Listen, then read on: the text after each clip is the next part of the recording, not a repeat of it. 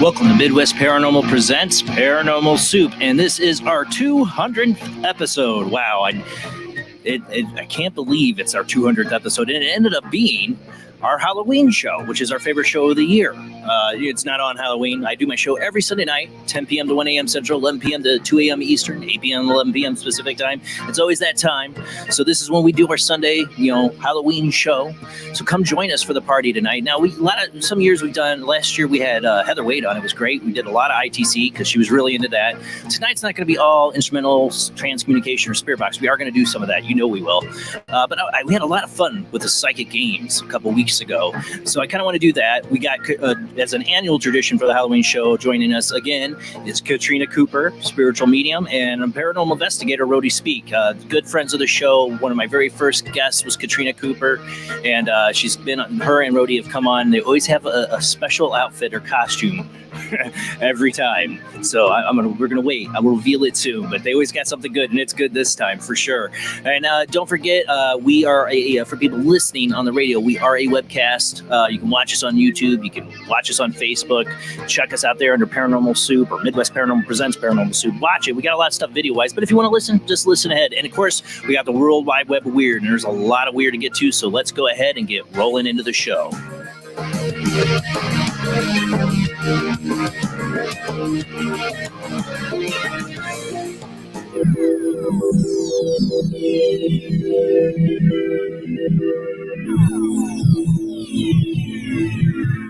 Welcome to another night of Paranormal Soup. As I said before, I'm your host, Jason Bland. And tonight we have a full panel. We got the Paranormal Soup team here with us, and we have Katrina Cooper and Rody Speake. I'm going to save them to last, so you guys will hold their costumes this year to last. So we'll start out with my beautiful co-host and her costume. But really quick. And everybody's like, well, Jason's not in costume. I am. My kids last year I was Spock, remember? Well, my 8-year-old has become obsessed with Star Trek, and so is my 3-year-old. But he insisted he go as Spock, which is like my favorite character and his favorite character from Star Trek. Yes, we are geeks. He's still trying to learn how to do that.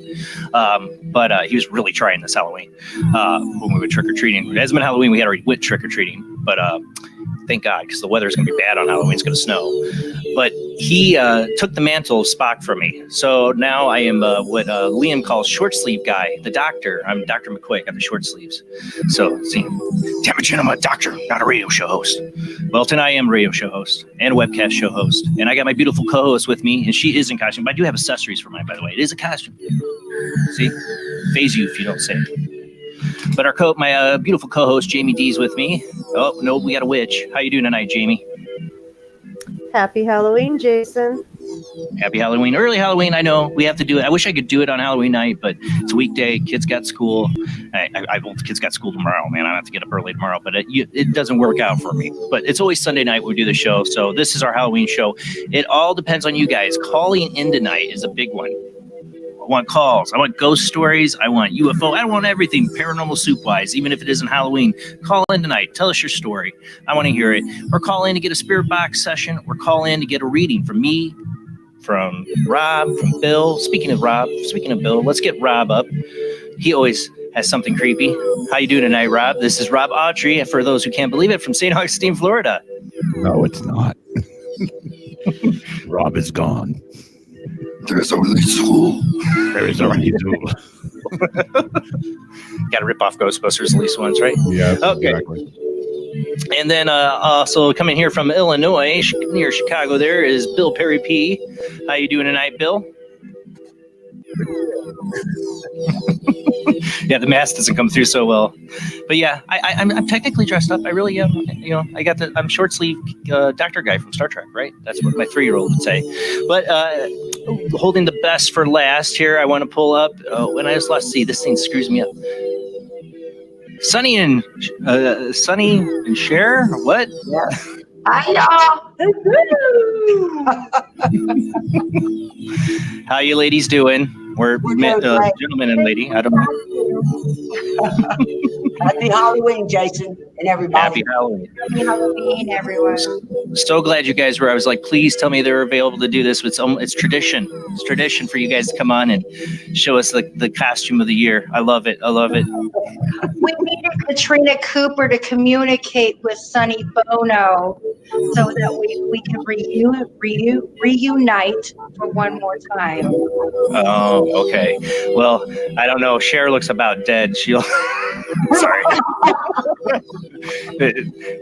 Time is nigh for Cher, maybe. Or Sonny might reunite soon. I don't know. Have you seen her lately? Sorry. That's awful. I'm horrible. I'm going to hell. But speaking she's of. in her 70s now, you know. Yeah. Her mom's in her 90s and she looks awesome. Hey, I just find a way that we can offend people with your costumes because we seem to always do it every year. So it's on me this time. Me. Michael Todd was supposed to be here, but he was called back to Mississippi. We were going to have him as Chaz. Oh my God, that would have been perfect. That would have got us in trouble.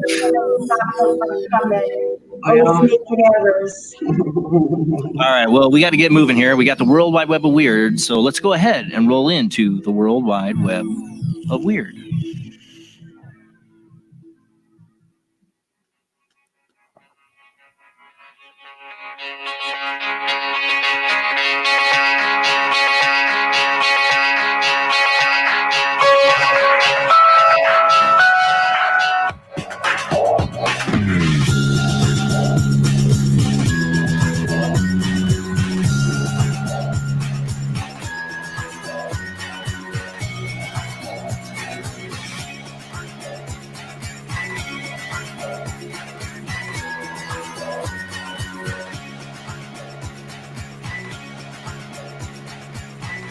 Tonight on the World Wide Web of Weird, I thought we might as well just get it out of the way.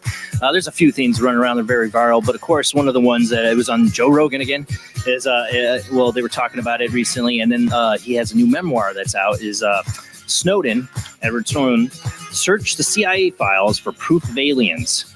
Well, don't get your hopes up. He didn't find anything, but I got beef to pick with that. For those listening on our radio network, we are a webcast, so you can watch videos, see the photos or articles we post up here while Rob runs the World Wide Web of Weird. But Snowden searched CIA files for proof of aliens.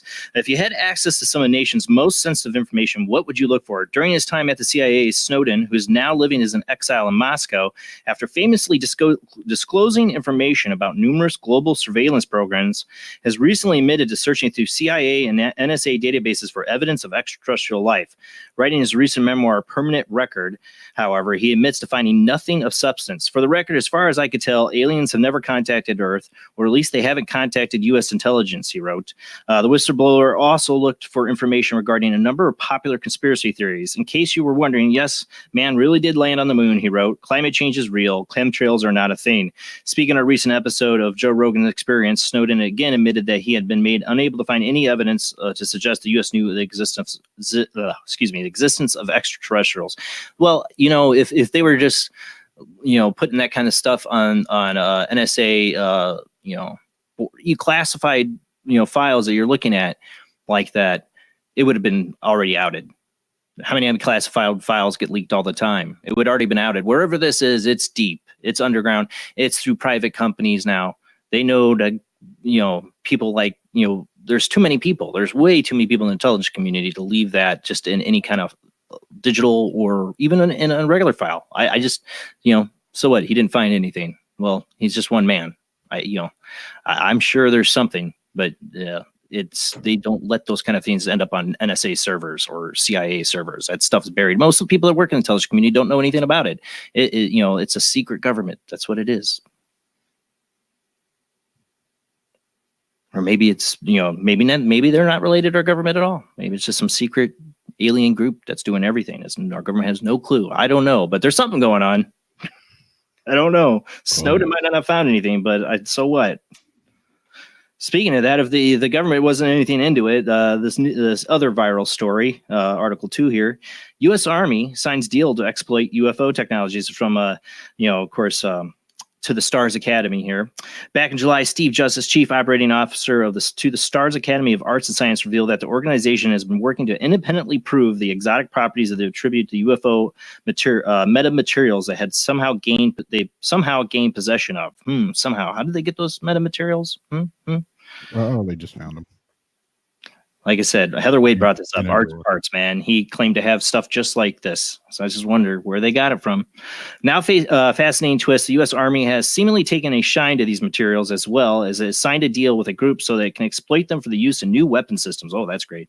The deal is outlined in a document entitled Cooperative Research and Development Agreement, which describes the new relationship between DeLong's group and the U.S. Army's Combat Capabilities Development Command for the purpose of leveraging advancements in metamaterials and quantum physics to push performance gains and develop a new offensive and defensive system. So if there was nothing to what Snowden, Snowden says there's no files, there's nothing, the government, as he can tell, never contacted aliens, then why would they be interested in this? I'm just saying, why would they even be interested in this? They don't put those kind of files where some lackey analyst can just, hack in and find them. Okay. They don't even want their own brass to know. They don't want the president to know. Why do you think the Clintons are like, we looked into UFOs? Yeah, they really did want to know because they didn't like being left out of something. I know nothing. All right, let's move on. Article 3. Another one from Explain Mysteries. Mystery lights filmed over Las Vegas. Speaking of UFOs, a young YouTuber recently captured footage of a row of anomalous lights hovering over Nevada's largest city. Now, this was uploaded on October 22nd by Dan Sibling.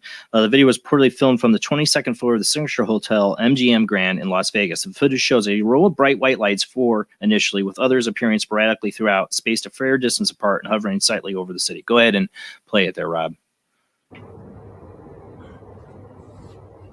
Those lights No again, man. way. That's the thing. We're getting a lot of this lately. And it's usually turning out, and I could say why every time I see it, I'd be like, well, it's a military flare or some kind of flare, or it's Chinese lanterns, But I don't know. I mean, would we know the difference anymore? I mean, it's a drones, Is it drones? I said the phenomenon from this article from Unexplained Mysteries has drawn comparisons to the Phoenix Lights. No, it's nothing comparable to Phoenix Lights. A famous spate of UFO sightings occurred in the skies over Arizona, Nevada, and New Mexico back in 1997. Yes. I don't know. They seem odd, but I mean, like I said, it could. I almost think were those parajumpers with they have the flames on, but these seem to be hovering. Whatever it is, they seem to be hovering. Yeah, I mean, parachutists, they don't hover. They fly around. But this could be military flares will seem to hover like that. Yeah. What ends up happening to them? Do they just disappear, or that's what they say? away? They say they just disappear. But that's what I hate about it. The video just ends, and there's no. Yeah, and I hate that. It's like, I want to see the exit. That's also the CG stuff. And, I don't think this was CG, but a lot of the CG stuff, they never show you the ship leaving half the time, because when they do show you the ship's leaving and it's CG, it's like totally, oh, yeah, that's CG. It's like they never can get the exit right. So, yeah, I'm always like, where's the exit? Where did they stop showing? I want to see that part. And if enough people recorded it, No way. No way, dude. Oh, dude. Stay away from the roof. Sounds like a kid. Yeah. It can't be it. I don't know. Let's move on, though. Let's move on. This next one. Okay, this next one is not alien. It's not anything at all. And this was going viral. And the first time I saw it, I go, oh, you got to be kidding me. I talk about this movie TV miniseries all the time on this show. You've probably heard me mention it to guests. You remember me mentioning the TV miniseries by Steven Spielberg called Taken? Okay. Some woman claims to have found an alien artifact. I'll read the article here so you get an idea, but I'll build up to it. Story comes courtesy of paranormal investigator Paul Dale Roberts of HBI Paranormal in Sacramento, who recently received a call from a woman named Stephanie Fuller. She claimed that her fiance, a maintenance worker in an apartment block, had discovered a very strange object while cleaning up the home of a World War II vet who had recently died. The man had been compulsive hoarder, and it's unclear how he obtained the object. After researching the artifact, Fuller came across the story. Command Sergeant Major James Norton, 1977, and a very strange encounter with the UFO. It goes on, this whole story. Okay, as soon as I saw this article, I was like, that's from Taken. That is the artifact from Taken. I knew it right away. And it took 2 days before somebody finally updated it to this, that's what it was. 2 days. Nobody hardly remembers this miniseries. I loved it. It was called Taken. Yeah, this is a good one. And everybody thinks of the Taken, like, I will find you, I will kill you, Liam Neeson, I'm like, no, Taken, the miniseries about the alien abductions. Nobody hardly remembers it. Even UFO people come on, I've had them on, like, no, I never heard of it. I'm like, really? You were just talking about Steven Spielberg and you've not heard of this one. It was a miniseries, it was on. It's like, nowhere you can rent it, I don't think, anymore, or watch it. You'd have to buy the DVD to watch it, probably. But yeah, this totally got posted up by somebody in a whole story. So this is what I go through when I do the World Wide Web of Weird. I know I'm going to be reading some stories that are complete BS, some complete garbage sometimes that I can't help it. I don't know. But some of these, man, it's like they don't even put any effort. But I guess this one they did because not many people remember Taken. Eventually, some people, thank you, Taken fans, for posting these, telling them to get their facts straight. So, but yeah, they said take a look at a photo from this article, like, to compare. I'm like, no, it is the exact artifact from that TV show. I remember it. Yep. It was a great miniseries. I talk about it all the time. So when I saw this, I'm like, okay, it's going to World Wide Web, because you guys hear me mention Taken all the time. I never thought somebody would just like, oh, let's just put this prop up. I wonder if they actually had a real prop or they just took a picture of it from online. It looks like it's on a towel or something. Yeah. Well, maybe somebody knew somebody from, worked in the props department on a TV show, on the show. Ended up with it. Or somebody was at a Comic-Con and they're like, I'll sell you this Taken authentic replica. Like, what's Taken? I'll give you $5 for it. I'm gonna make a They comment. want their fingerprints on it, so that's why it's got to be on the towel. That's why it's on the towel. They didn't want their fingerprints to be on there and be tracked. Such a good miniseries, and see it just used in such a blatant way to fool people. It's such a good series, though. Maybe it'll get some traction for Taken. People go out and go, "What's this Taken? It's not Liam Neeson." Okay, let's move on. All right, so from aliens to Bigfoot. This is unnerving Bigfoot screams caught on video. A family who had been out grouse hunting in Canada recently recorded some truly blood-curdling sounds. The fascinating clip, which was uploaded on October 3rd to YouTube, was recorded by user Stargale Blackstar, who had been out hunting with his wife and young grandson.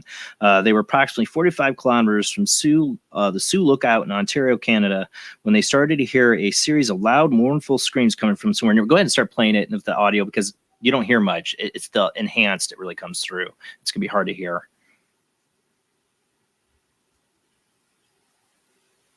It's like really quiet. If you go further in the video, there's enhanced audio of it. There it is.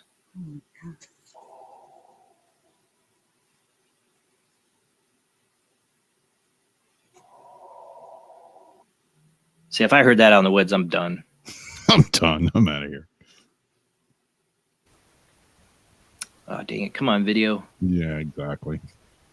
I want to get to the enhanced audio. Listen, can't mess. He's got it in Dropbox, so it's like wanting to be.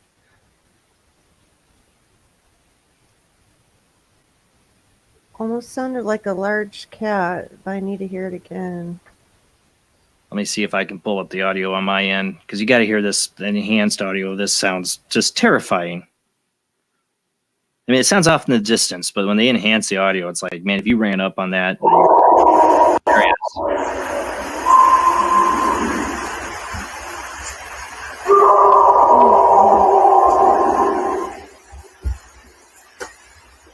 Sounds angry.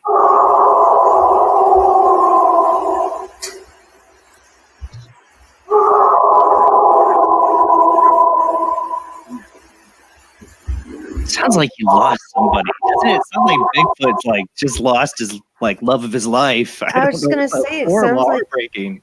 Yeah, it sounds in despair, like in pain. It sounds like Sunny when I step on his foot. Sounds very passionate to me. That animal's a passionate cry. It does, doesn't it sound so sad? Like It does. It's I just picture passionate. Bigfoot standing over Mrs. Bigfoot's body and just crying. I don't know. I Like he got just mad saw at his child die or something. Like, no. Right. It sounds horrible. Like I feel bad for Bigfoot. Somebody took all this. Feels like it needs to be comforted. Yeah. Yeah. Somebody took all the Slim Jims. Was that the joke? Somebody took all the Slim Jims out of the dumpster. All right, let's move on. We're running out of time here because we got to get to rats that drive cars. Yes, rats that drive cars. Watch rats taught how to drive tiny cars. A team of researchers in Virginia recently managed to teach rats to drive tiny cars in order to obtain food reward. The remarkable study was reportedly conducted by University of Richmond scientists curious about the limits of creatures' cognitive ability. In a clever test, the group built electronic-powered rat-sized cars that became mobile when the animals entered the vehicle and could be steered using a bar contained in the proverbial driver's seat. You'll see from the top-down view of this thing just steering around to the. It's like, it goes like right to the food bowl, like every time. It's got it down. The scientists proceeded to reward the rats with a piece of food when they made the car move and then began placing treats in various difficult-to-reach places when the test area to see how the rodents would respond. Amazingly, it would appear that the creatures overcame the challenge with surprising ease. Lead scientist Kelly Lambert observed that they learned to navigate the car in unique ways and engaged in steering patterns they had never used to eventually arrive at that reward. They also found that hormones produced by the rats following the test seemed to indicate a reduced stress levels in the creatures, like the ones that were, in the control group or whatever. They didn't. They were all stressed out trying to get to the food without the car. Like they did other tests with them, but the ones in the car were like, "Oh, this is nice. I can drive to it. This is pretty good. I get what these big people are doing." That was pretty cool. They're going to take your job, Rob. Oh yeah. And Bill. And that won't be Uber drivers. It's going to be rat Uber drivers. Yeah. I drive the car that drive. Pretty soon hamsters are going to actually be driving it.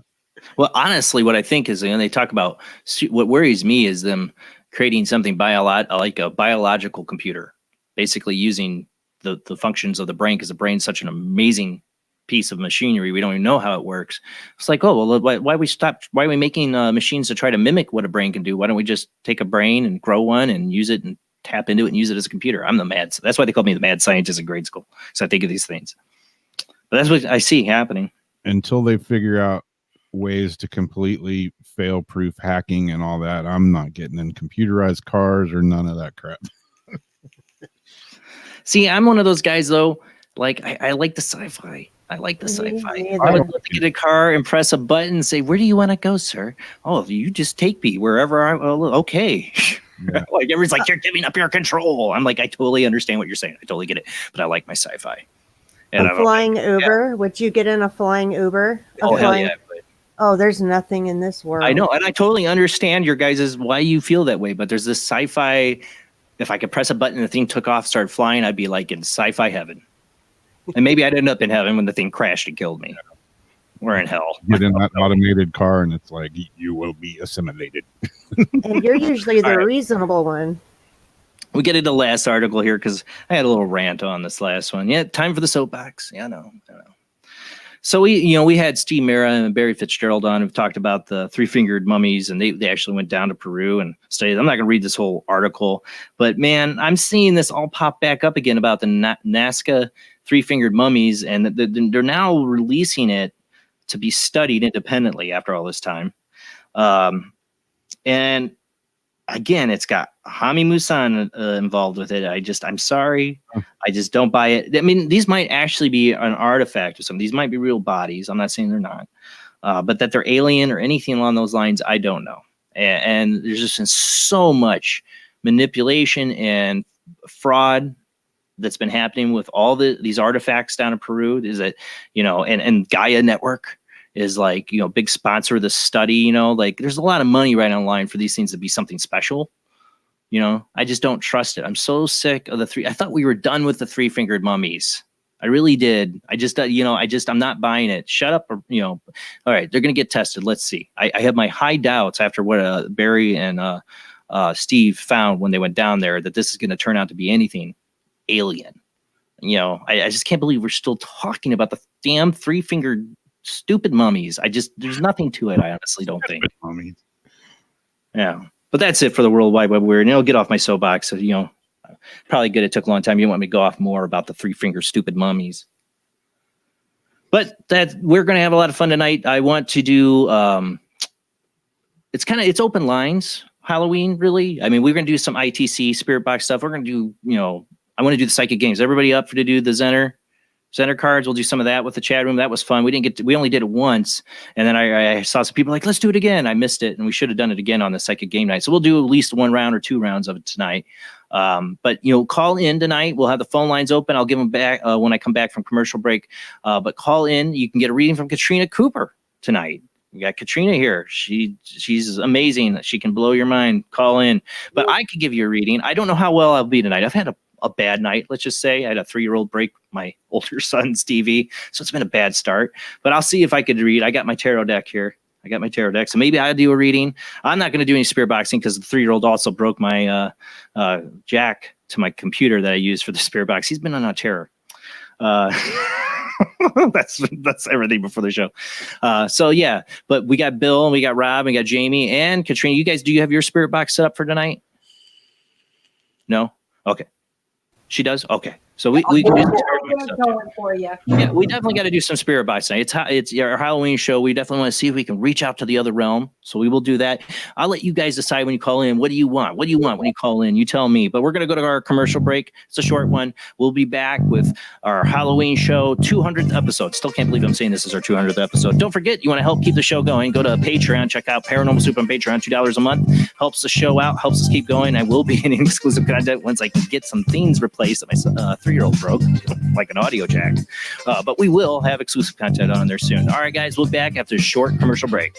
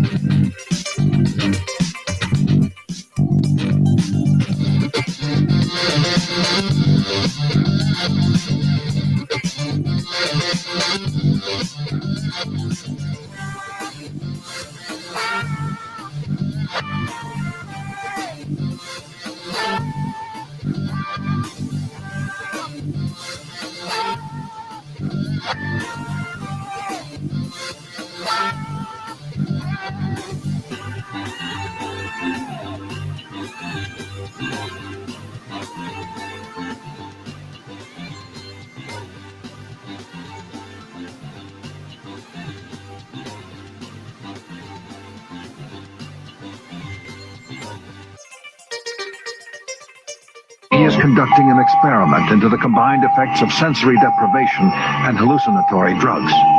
The subject of the experiment is himself, and the experiment is out of control. Ken Russell's Altered States, a film that must not be missed, is in the West End now. Altered States, Certificate X. This fall, a new hard-hitting police drama is coming to Friday night. He was a well-to-do cop transferred to a troubled precinct downtown. His new partner is a space traveler with a passion for justice. It's Yuppie and the Alien. Look, you might vaporize dissidents in Alpha Centauri, but in this precinct, we do it by the book. I'm so terribly sorry, Captain. Googa, I'm sorry. Don't miss this one-of-a-kind police drama. They're fighting crime the hard way in designer clothes with $250,000 sports car and a UFO. Partner, let's go cruise in the car and look moody. One tough downtown precinct, 2 outsiders doing things their way. Yuppie and the Alien on VBC. Paranation Magazine is a new paranormal magazine based out of Denver, Colorado. Our goal isn't just to give you the best paranormal content out there, but to promote paranormal unity. We're doing this by giving everyone an opportunity to tell their stories and to share their experiences. For more information, follow us on Facebook at Paranation Magazine and soon, paranationmag.com. Somewhere between science and superstition, there is another world, a world of darkness. Nobody expected it. Nobody believed it. And nothing could stop it. The one hope. The only hope.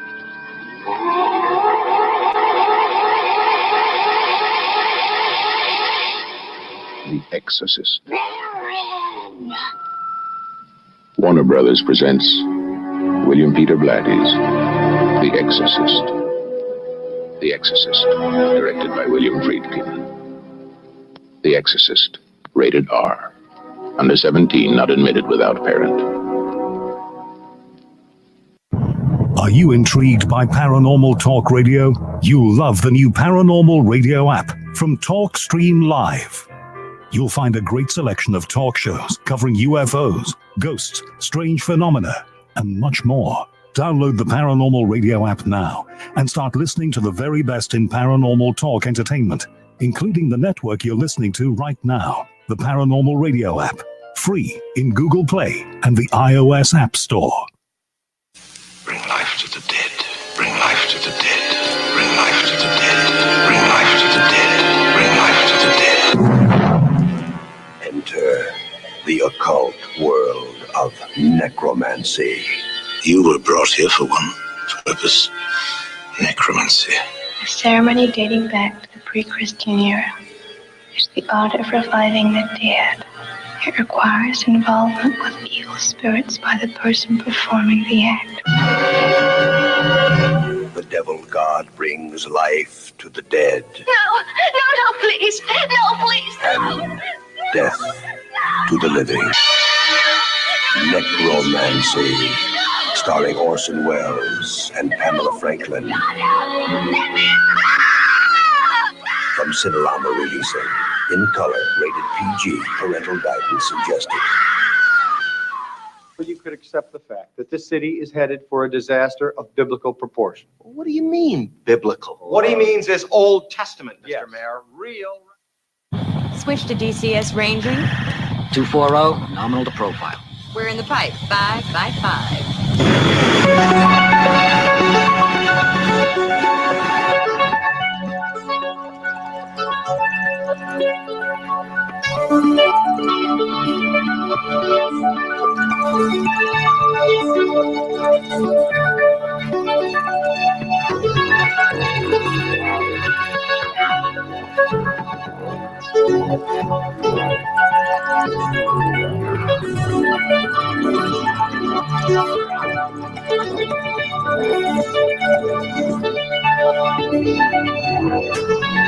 Tonight on Paranormal Soup, it's our 200th episode. You'd think I wouldn't screw up the beginning to the 200th episode, but I did. Whatever. But it's our 200th episode, and I think our 4th annual Halloween show. And if you're just joining us, we have Katrina Cooper, spiritual medium, with us, and Paranormal Investigator Rody, Speake, a special guest, and the whole Paranormal Soup team, Jamie D, Bill, Rob. We're going to be doing the spirit boxes. We're going to do tarot readings. We're going to do psychic games. You guys call in tonight. You tell us what you want to do tonight when you call in. You want a reading? Do you want some ITC? Do you want to tell us a good ghost story? I really want a good ghost story, an experience you had, or even if you heard, really get a good ghost story, I want to hear it. All the above tonight. We're doing it all tonight on our Halloween show. And again, I still can't believe when I say 200 episodes. You know, we started this 4 years ago. It's going to be going into its 5th year. And I still can't believe how many cool, amazing people I've met doing the show. That's the biggest, best part of doing Paranormal Soup, is all these amazing, not just the guests, not just the friendships I made. Those are the amazing parts, but also all you that I meet through the show, that message me, email me. Speaking of, email me at paranormalsoupjbland@gmail.com. All you people that talk to me, it's amazing to meet all of you, and it's the best experience I've ever had. I would in my life is doing this show. So thank you. So call into the show. I want to hear about you. I want to hear from you what you love about this show as well. Tell us. This is kind of a 200th episode anniversary show. I want to hear from you guys tonight. So call in. The ways to do it are 219-230-4444 or 260-225-9419. You can call in on Skype lines as well. Jblandoo, or you can call in at Jblandparanormalsoup. Those are the Skype IDs. Call in. The lines are open. We want to hear from you guys tonight. This is our Halloween party, so join on in. So let's go ahead and get rolling into the show.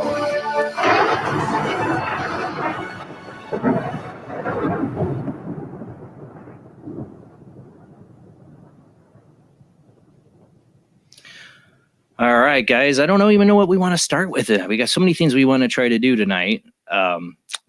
Nobody's called in yet. Come on, guys. Call in. We'll post the phone lines in the chat room too, so you can see. But it's also in the description of the show on YouTube. People on YouTube and Facebook, you can find the phone lines there. But call in. We will fire up the spirit boxes. We will do the tarot readings. We should start. I think we could get warmed up with some psychic games tonight too. I don't know. What do you guys feel like doing?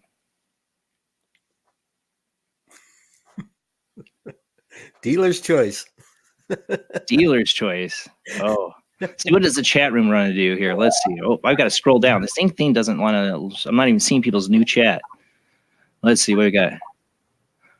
I'll try to get through on the phone lines. You do that, Kim. The phone lines are open. 219-230-4444, 260-225-9419. Skype IDs, Jblandoo, and Jblandparanormalsoup. Those are the Skype IDs. Let's see. Hand out a gift? No, I don't have any gifts. Jason, you should do a tarot card reading. I'm not ready yet. I'll need this. I'll definitely need the Zener psychic. Well, I have to do the thing. I have to be the dealer on that. Yeah. Well, Jamie, you have your Zener deck too. We could try. I don't know how well I do. All right. Well, we could do the Zener thing. We could warm up with that. I can do it for you guys. Get everybody else warmed up. What are those, not the cards, right, Debbie? What are those called? They're Zener cards, I believe you're talking about. Zener, yes, that's what you got. So, yes. Call in tonight. You can give us reading. That's my daughter, Lane, my daughter. Lane here said, what we did on our psychic night is if you wanted to call in and give one of us a reading or somebody else that calls in a reading, we'll do that. I will do that. If you want to test out your skills tonight, call in. I'll hold you online. And we'll let somebody else call in and you can give them a reading. Or you can give one of us a reading. I don't know how well it'll be giving us a reading. I highly recommend trying to give it to somebody else you totally don't know. But we can do that tonight. But right now, nobody's called in. Call in, people. All right. Well, let me see. Where's my Zener deck? See, Zener cards is the vote. So while we wait, we will play games with the Zener cards. So if anybody not familiar, so you got different shapes. Have you ever seen Ghostbusters, where he's zapping the guy? All right. Yeah, so I hit a Ghostbusters thing. It wasn't even that one. All right, so you got the plus. You got the wavy line. Of course, let me put it on me here. So I want people to get good visuals of these here. So, all right, start again. Plus sign. Okay, we got the plus. Got the wavy line. Let's see. Got the square. Star. There are colors on these. They don't really come across here, but we'll focus on the shapes. And where's the other one? There it is, circle. All right, that's everything. And then the circle. I want to, so it doesn't shine. All right, so let's do it again. Wavy line. We got somebody on the phone. Whoever's on the phone, just hang on there because we're going to do this game. We got wavy line. We'll let them get on it too. All right, wavy line, square, plus sign, cross, whatever you want to do. Oh, no, don't hang up. Circle and star. Whoever called in, call back in. There we go. There we go. We'll get them out of the game, too. We'll get them out of the game. It's all so cute doing that. Call back. Call back. Don't hang up. Speaking of 386 area code, who do we got? Jason, it's Debbie. Hey, Debbie. Hey, so whatever you got, Debbie, hold on to that. But you want to join in on the Zener card game? We're going to get warmed up. No, I'm not even. No. No, you don't want to. You want to try? Not right at the moment. I'm having a rough week. Oh man, I Happy had a rough day. Halloween, Debbie. Yeah, happy Yeah, Halloween. happy Halloween. But yeah, I'm having a rough day, Halloween. so I feel you because I'm like, I don't know if I could do a tarot reading tonight. How bad this night's gone for me before the show. I feel you. I feel you. But but you know what, Debbie? This is the thing. When we do like the psychic games and all that stuff, everybody's got to remember, everybody's allowed to fail and fail miserably. Just have fun. That's how you develop, is to let go of that fear of failure and just fail. Just accept you're going to fail. Oh, I got it wrong. Who cares? Move on. Not a competition. What are the choices? Okay. I don't know if have you ever seen Ghostbusters? Yeah. You remember when he does the test with the guy at the beginning? He's like zapping him. No, it's been a long time since I've Been a seen long it, time. but- Well, he has these cards. They're called Zener cards. So there's a wavy line, 3 lines that are wavy. There's a square. There's a circle, an X or plus sign, however you want to look at it, and a star. So square, wavy line, circle, plus sign, star.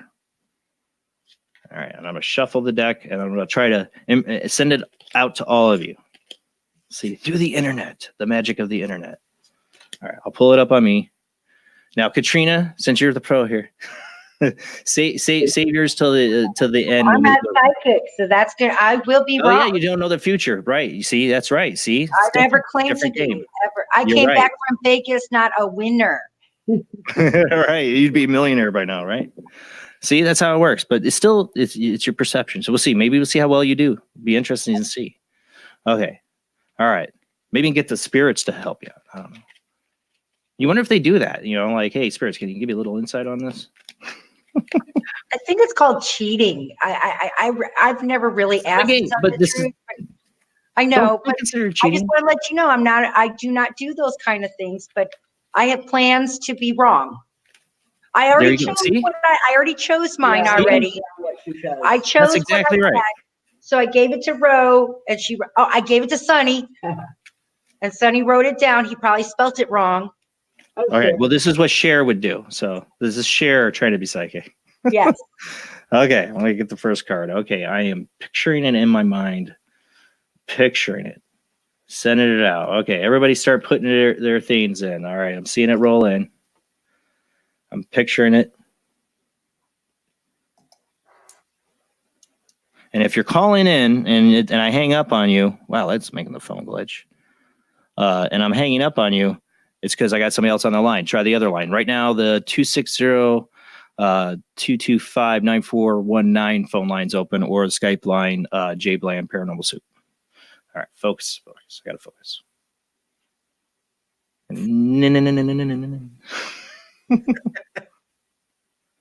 Okay, I'm going to look at the comments here.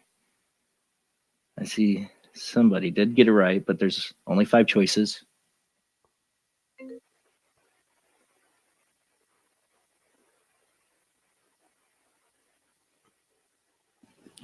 Oh man, I'm getting one of these weird things where it's like a cross connection between 2 different accounts on all my iPhone devices. Just cut out my audio.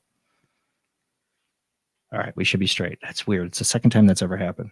Okay, let's see. Okay. All right, Jamie, what's your answer? Square. Square. Okay. Katrina. I first put a circle, and then for some reason, I first put a plus before you even picked out your card, and then I got a circle afterwards. Okay. All right. Rob. I had square down in there. Okay. So I'm already forgetting what Jamie had. Square. Square. So it's square, circle, square. Bill. Well, yeah, Bill. I had the circle. Okay, so square, circle, square, circle. Okay. And the answer is, let me find the first person I saw that did it. That got it right. I saw them in the chat room. There's one. I don't know if she was the first person, but it was a circle. Ooh. So I did change it right. It was after you picked it. That's why. We can't see you, Jason. See, that's what I first got before you put. Oh, really? Let me. Yeah, because I have you up, Bill. See it there. So circle. I saw some other people I thought got it besides Kim. A lot of people putting star circle. There's a Sarah. Got it. We got Sarah. Bill got the circle. So Bill and Katrina got it. What do we get? What do we get? You get a virtual cookie. Ooh, So I stole that. Copyrighted by Chris Lee. ooh, that sounds delicious. Looks like Kim got it too. Yep. I saw Kim Libby. I saw Holly. I saw. If I miss you, I apologize. But good job. So that's the first round. Debbie, I didn't even ask you. I'm so sorry. What did you have? Did you get it? No, I didn't get it. I hate Xener cards. I freaking hate those things. I'm stuck at them. See, if you ended up being good at it, it's like, let's go play the lotto. Yeah, it's not. I'm not good at that kind of. I don't know why. I just can't. I can connect. I'm not good at it sometimes with either. Other people, I can get other messages. But I just suck at Xener cards. Yeah, not everybody. See, Katrina says she got the first one. We'll see. Let's let it go. Just remember, guys, it's all right. It's all right if you get it wrong. It's all right. Let it go. Okay. Let it go. Let the fear go. Be like Ella. Let it go. Yeah, there. Let it go. No, I'm not going to do that. Okay, next one. I'm picturing it in my mind. Here we go. I got to look at it to really like picture it in my mind. Like I said, if I could zap you people, it would work really good, wouldn't it? Oh, no. Oh, was that that was just a share screen. Oh, scared me. Rob, you scared me. Not with the face. Technical problems. Monsters don't scare me. Technical problems do. Yeah.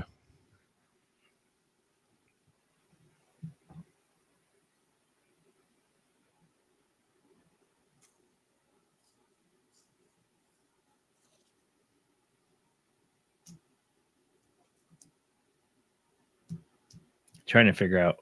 Oh, we did lose somebody. No, we did. It was Jamie. There she is. Okay, I thought somebody dropped out. Okay. I thought it was Rob that dropped the share screen. It was Jamie that dropped out.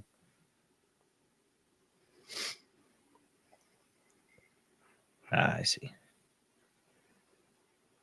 All right. I think we got a lot of the chat room's answers in. I'm looking. I just kind of want to wait and see if everybody gets their answers in. Don't be afraid to get it wrong. Don't be afraid. See, a couple people did get it right. Okay. What's yours? All right. All right. We're going to go. We'll go with Bill first. What was your answer, Bill? I put in the star. Okay. Bill's got a star. Jamie? A plus. Plus. Okay. Rob? Plus sign. Okay. Katrina? Squiggly lines. Rody, do you have a different answer? No, I picked squiggly lines. I also thought square too, but I know. No, you can't pick two. You can't pick two. Just the one. Then I'd zap you. And I would have the button. I go, no, ding, zap you. Wouldn't that be so much? Dude, I have to admit, that'd be a lot of fun. Debbie, I'm going to, don't be afraid, Debbie. What do you think it is? Wavy lines. Okay. Wavy lines. Okay. It's all right, Debbie. It's all right. Didn't get it. It's all right. It's all right. We didn't get it. That's okay. I don't expect you. I'm still freaked out because Sonny Bono's back from the dead. You should be freaked out about that. You should be. With the All help right, of Katrina Cooper. Yep. Let's see. I don't think I saw any other ones. Okay. For one night. All right. Well, Bill's 2 for 2. Get out. Yeah, you're 2 for 2. It was star. Whoa. And who else said star? Rob, you said star? No, I said plus. Plus sign. Okay. Oh, Steven here got it in the chat room. There is no triangle, right? No triangle. No. There's no triangle. I saw a couple people answer triangle. No, I don't know who you're. There's no triangle. Dimension. Then it'd be like a double zap. There's no triangle. All right. I saw him. He got it. Let's see. Maybe the ones with the triangle were almost getting the star. Because maybe I was focusing too much on that. So you might be onto something. I shouldn't punish the people with the triangle. Maybe you were seeing it. You know, you really were. Just half of it, the top of it. All right. So Bill's 2 for 2. Do you want to go one more round? That's something. Hang in there, Debbie. It's all right. Hey, Jamie and me are both wrong, but at least we're on the same brainwave. Bill's 2 for 2, man. Tarot reading tonight from Bill. Call in. Okay. And don't forget, I could pick the same card again just to mess with your mind. Freaking out, man. Yeah. Okay. Freaking out. Okay.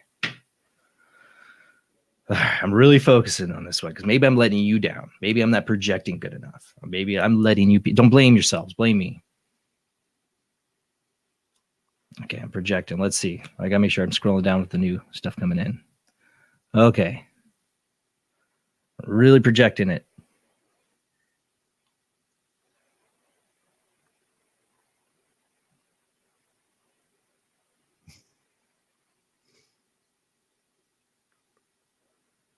Now, don't all go copying Bill's answer, okay? Because that's what I would do too. Like, well, my money is going to go with that guy. It's 2 for 2.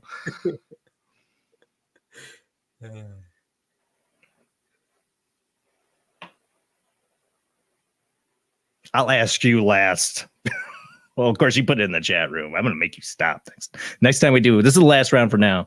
But if we do another round later, Bill, don't even answer in the chat room. I'll probably get it wrong now, though. All right. Do we think we get all the answers in? Like the first people answered. Actually, the first person the answer was before Bill. Genevieve, she got it. Square. So Bill's 3 for 3. Yeah. Oh my God. I didn't even ask you guys. I'm just skipping. I'm not going to put Debbie through it. I can't wait. Bill, you're 3 for freaking 3. Okay. Not even asking Jamie or Katrina or Rob. I have to get to this. Bill's 3 for free, man. You are on fire. Typed in square, I think. I didn't even ask. I'm sorry. I didn't even ask you guys because I'm like, I couldn't even wait to get to this. Sorry. Impressive. I'm just sitting here shaking my head. I'm like, really, Bill? I did not Really 3 for free. And then all these other people are answering after Bill. Square. I'm like, okay, game over. No fun anymore. I can't. They're just going to copy Bill. Wow, 3 for free. Do you want to try your money again, Bill? I don't care. I'm sorry. I should have asked. Jamie. I feel bad. I apologize, Jamie, Rob, Katrina. I should have asked you guys. I forgot to ask you because I'm just sitting here stumped. Seriously, 3 for free. You were wrong. See, Katrina admitted she was wrong because isn't you gotta have other abilities. Doesn't mean you're gonna get this right. Okay, thank you for hanging in there, Debbie. Don't tell me you got that one right. Yeah. I think Rob. Bill. So, what did you want to call in with tonight, Debbie? I was just going to see if Katrina wanted for me. Oh, if Katrina want to do a reading for you? Oh, for me? Oh, no. Wait a minute. I got to go ask her. That's right. It's Cheryl. Oh, if Cheryl would do a reading. That would be very interesting, wouldn't it? Debbie. Nice to meet you too, Cher. Thank you. Thank you very much. I got Sunny here, so I'm using a lot of energy. Back from the dead. Now, what kind of questions do you have? Since I don't have a photo, would this be a female energy that you're trying to reach out to? Well, I'm just having, Katrina, this is Debbie Schmoley, if you didn't know. I'm just having a rough couple months since my husband left, and I could just really use some positive messages from Spirit right now, anything to help me move forward right now. So whoever wants to come through for me, I would be grateful to hear from them. It's interesting that I do have a female that is stepping forward to help you. And I do believe it's because she says it happened to her twice. So I got a feeling that it might be grandma or great grandmother. I'm being shown that you have to fall to pull yourself up. And Debbie, I know that you're a strong woman, but right now you are blaming yourself on some of the things, and I see that needs to be washed away. And do you have a book coming out, or are you it's almost like the back of your head has got a bunch of words in it. Are you contemplating on writing a book right now? I have been thinking about writing a book, but I I'm trying to do self-healing on myself and get myself out of my chronic pain situation.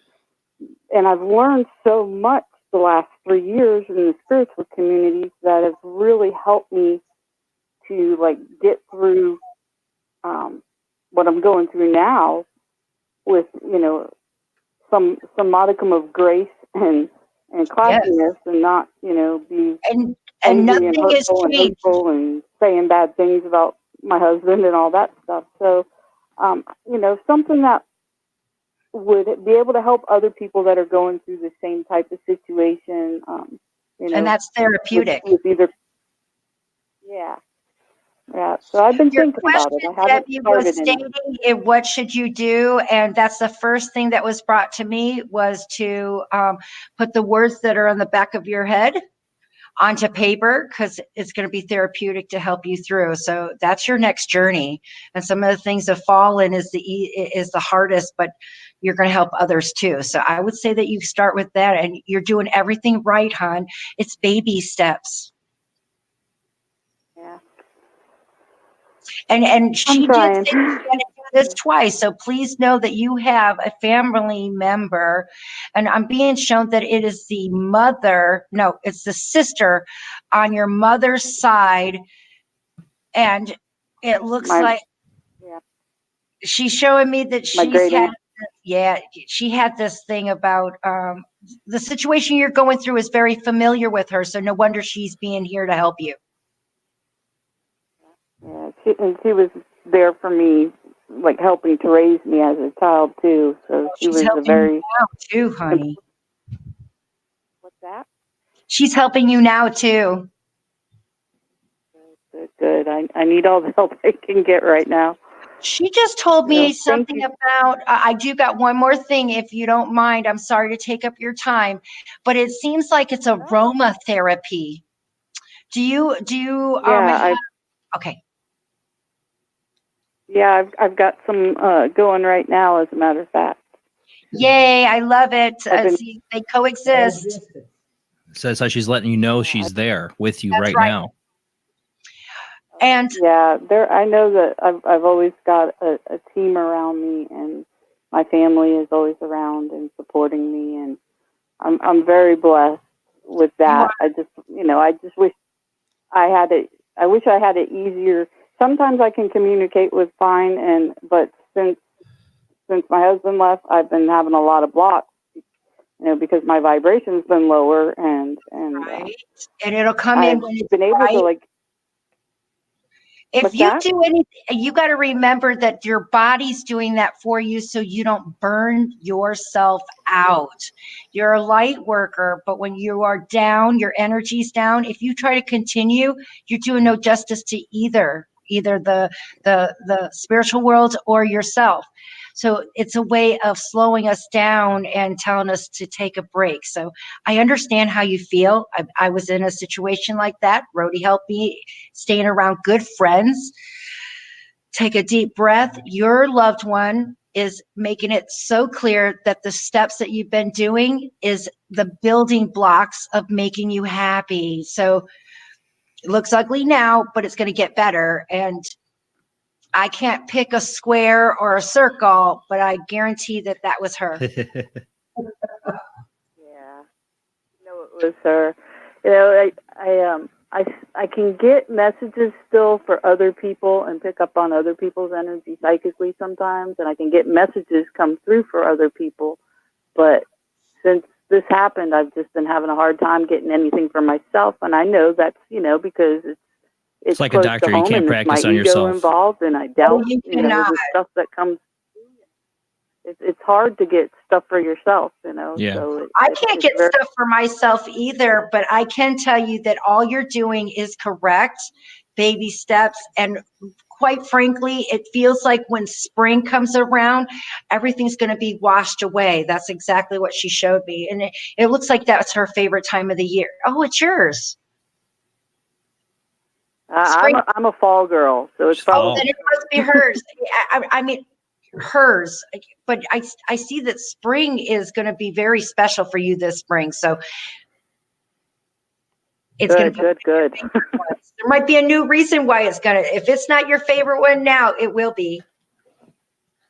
I hope so. I'm looking forward to a beautiful, better future. That's for sure. Well, It's thank you, Debbie, coming. for calling in. Blessed you. Thank you, and happy 200th anniversary to everybody.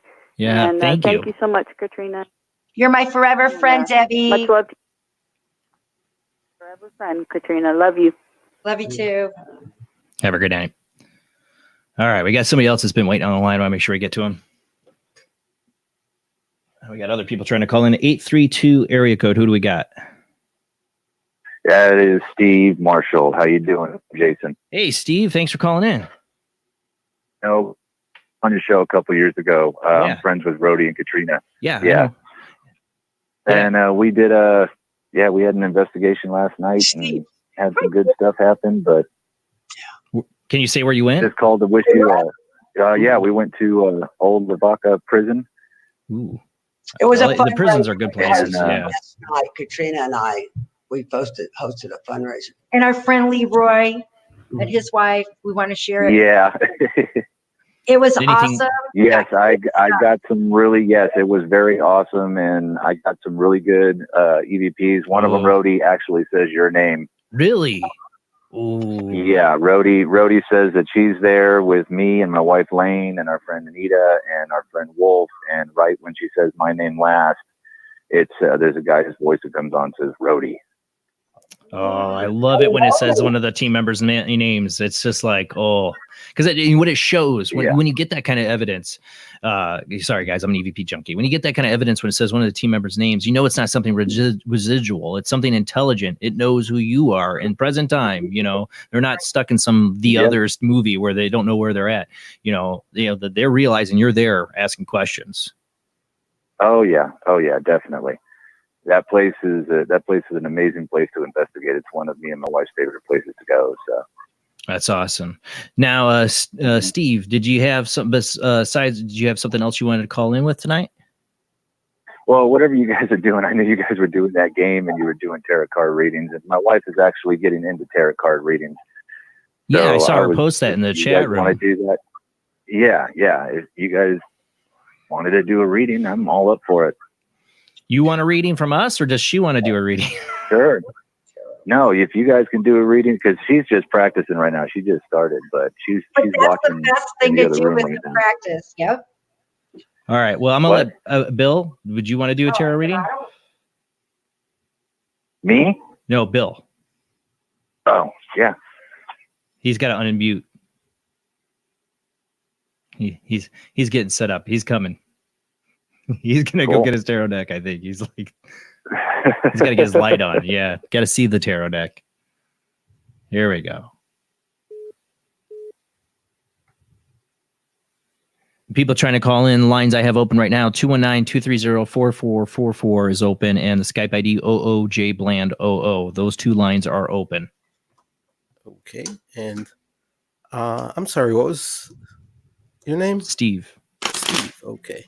And did you have a particular question or subject that you wanted the reading for? Just a general reading would be fine. Okay. Yeah. What comes up, and give your cards a good shuffle here, and I'm actually just sort of starting out with this myself, not that all that experienced with it. So, but you've been doing great, Bill. You've been doing great. And I try, but usually I'm telling you, Steve, you need to talk Lane. I know she's there. She wants to hop on, and I will line her up with another phone caller. She can give a reading. She's welcome to fail. We all are welcome to fail or succeed. There's no better way to learn than trying to do it on a complete stranger. So let her mull that over while you get your reading from Bill. Yeah, and yeah, she's listening to you right now, and she's nodding her head. I'm not ready yet. Oh, come on, Lane. All right, go ahead, Bill. Sorry.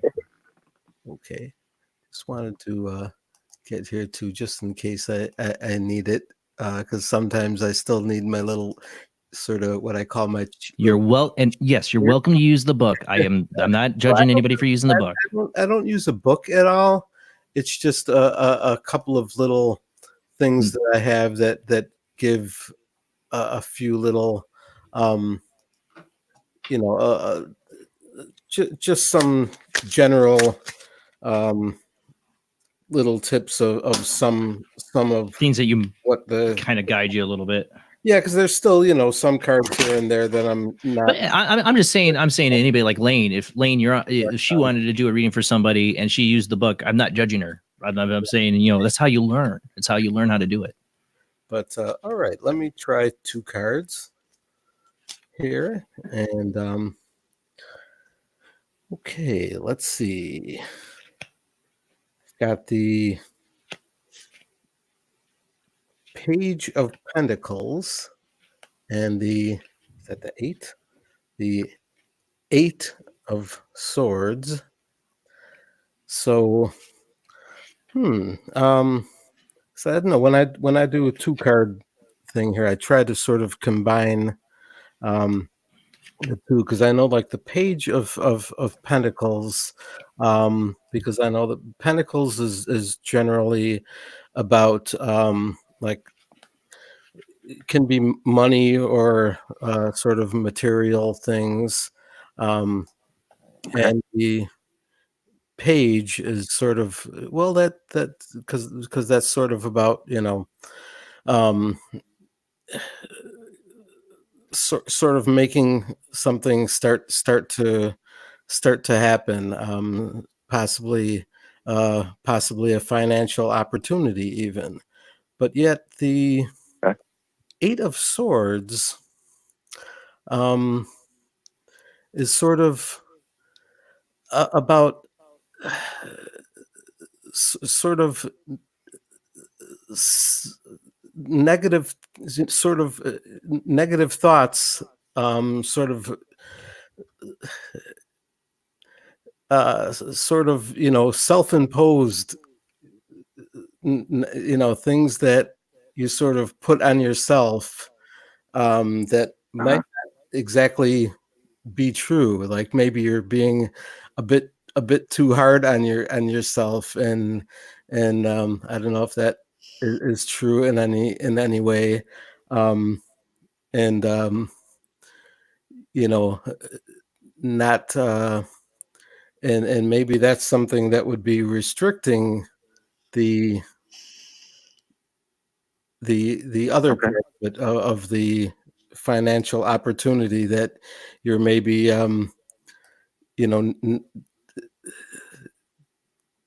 sort of thinking, I can't do this, it's too difficult. As you see, let me get it up my screen up here so I can see. It's sort of a woman that's sort of wrapped up and blindfolded even, and but yet what's binding her seems like it's very loose and like almost going to fall off, where if she just wiggled a little bit she would be free. And so it's sort of, that card is sort of saying that it's sort of, you feel like you're bound up and unable to do something, but if you just sort of, so to speak, take off that feeling, wiggle out of it, take off that feeling and then move up, right? And that you can make it happen. So I don't know if that makes any sense of anything. No, it actually I'll tell you the truth. You're pretty spot on with that. Like, I am doing well with money right now. I recently got a raise this year that was a $6.50 raise from what I was doing. And my bosses have actually been thinking about teaching me dispatcher work to possibly come in and cover when they need it, or if they lose a dispatcher at my work and stuff like that. And I just have this feeling inside that I know part of me can dispatch things out, but the other part of me says I can't deal with people very well. So Wow. If I like over the phone anyway. So if I was to just kind of just shake that off and do it, I could probably get it going. Yeah. So you are actually pretty spot on about it. See, Bill? That's it always amazes me when I pick cards and it actually makes sense in some way to someone. And because Yeah. the Page of Pentacles card is sort of, a lot about financial opportunity and sort of making it happen, and being the page card that's sort of like just starting out on something that may be new. So that seems like that kind of makes sense from what you said. So so I would definitely. Maybe you should go for it. and I'm thinking I'll give it a shot, at least with starting off with the training aspect of it, if they want me to really do it. But they did bring it up to me the other day, and I was kind of like, yeah, I know I could dispatch out the drivers and get the job done here in town, but I can't deal with the customers on the phone because I'll just go crazy. Yeah. So that's you're fine with us on the phone. Just pretend you're talking about because us. I know you guys. I'm comfortable talking to you guys because you guys are talking about stuff that I enjoy. Well, you see, Bill. But when I got somebody on the phone yelling about me about their $2 million piece of equipment that they can't find, that bothers me. I don't blame you.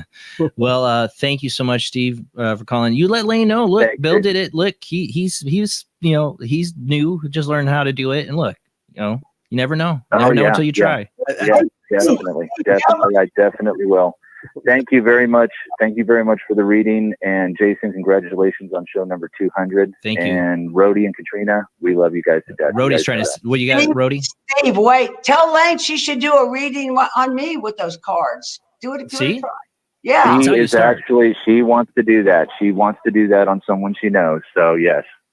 Right now. I just want to say love you back. Yeah, we love you. Rody's asking her to do it right now. Right now. No, let her do it. We'll let Lane discover. No, we won't put her on the spot. It's all right, Lane. I'm just having a little Halloween fun.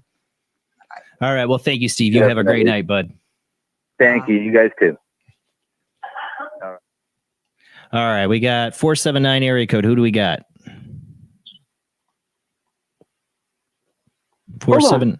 Oh, okay. I'm holding. Hey, Jason, this is Smog. Hey, Smog. How you Take us doing? off of the speaker. That's all right. It's all right. Oh, I'm hanging in there. So, what are you calling in for? Oh, to get a reading from you. Yeah, I already knew that. Psychic. No, it's called the chat room. But all right, I'll try. I think you picked the bad horse on this one because I had a bad night. So I might have some blocks tonight. Yeah. 3-year-old killed my 8-year-old's TV. The wrath of a 3-year-old. Yeah. I remember. And he even being fessed 3 up to it. He's like, yeah, I threw something at the yes, TV. yes. Yeah. 3-year-olds. Okay. Do you have like a particular, is this a general reading, Smog, or do you have a particular question? A general. Okay. A general reading. All right. I'll just do it and keep it short because we're going to come up on commercial break in a little bit. I'll do a 3-card reading then. Okay. All right. Just, I know you can't give me your real name, but just say Smog and your birth date and that you give me permission to give you a reading. Smog, August 2nd. Okay. And I give you permission for the reading.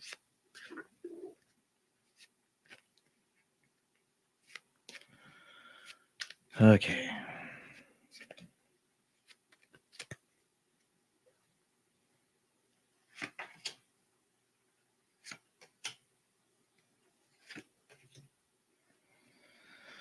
Okay, let's see if I can do this. Well, the first card I got is the King of Cups.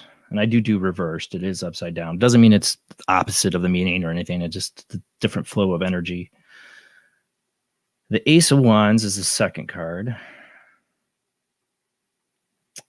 And the Seven of Pentacles is your third card. So I always look at the 3-card readings of kind of the past, present, and future energies. The King of Cups, let's see.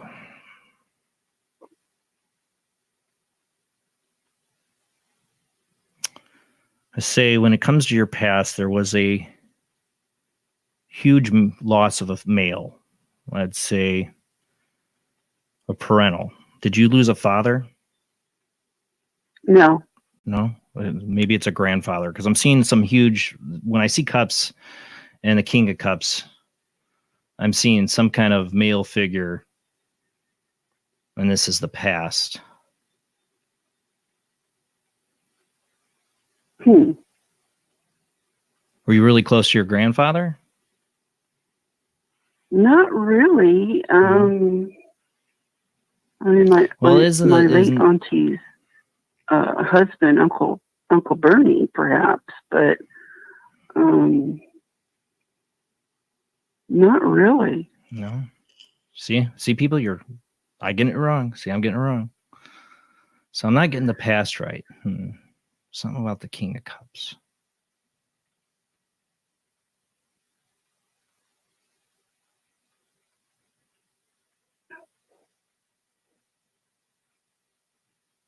Guess the meaning I see from is just something to the loss or lack of.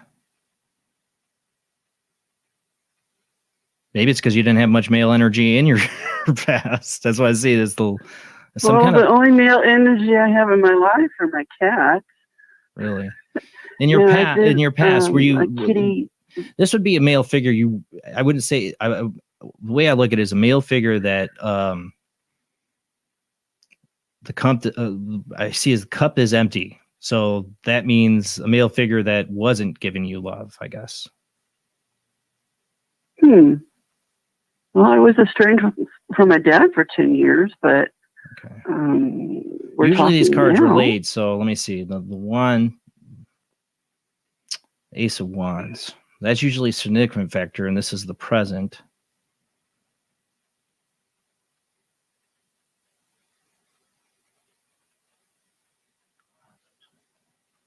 See, I'm going to cheat.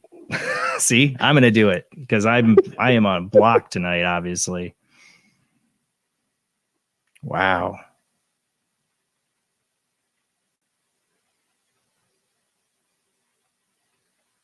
I actually don't have a book. I just have some keywords that I try to remember. Kind of like what Bill was talking about.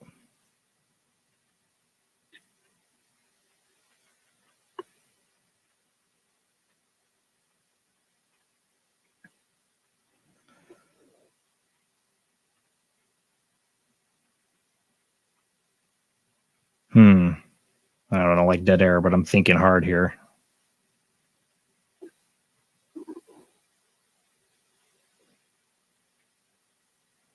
Okay. I say, if anything, right now, what I'm seeing is that it would tell me from past to present right now. We haven't got to get to the future right now.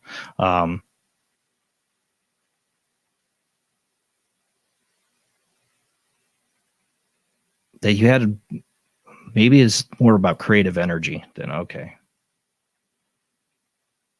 Were you very creative in high school?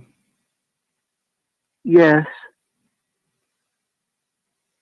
Still feel like there's a male energy involved in this, but I'm seeing with the relationship now between the two cards.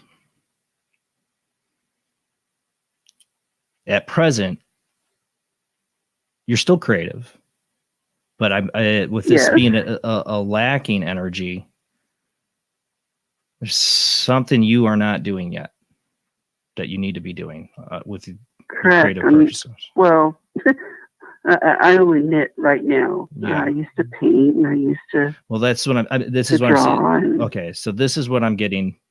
Don't tell me too much, but okay. Now, okay. It takes me a minute, man. Like I said, I've been blocked tonight. I knew I was going to be bad. Yeah. Okay. So your past, you know, see, you know, do you take like, you were in art classes? Yes. Okay. It could be. I was always encouraged with my art growing up. This is really relating to me. Time to go to college, I was forbidden to go to art school and to make that my career. Okay. By my dad. The male energy. Okay. There you okay. go. See, I'm like getting it when I'm not getting it. Okay. I knew there was a male energy and a lack of love. So your dad. Okay. All right. All right. See, this is how it works, people. I'm failing, but I'm still hitting it, I guess. Just not totally on it tonight. You just gotta get going there. Yeah. You're rocking it, boy. No, I'm not. Trust me. I'm doing way better readings than this, but I knew I was gonna be bad tonight. That's my second prediction for the night. I was gonna be bad. You're the catalyst to bring her the cards. You're bringing her the cards right now. She needed that message right now, and you're giving it to her. Whether you're able just to know that ahead of time doesn't mean anything. You're giving her that message. The near future, the pentacle, the pentacles. I see you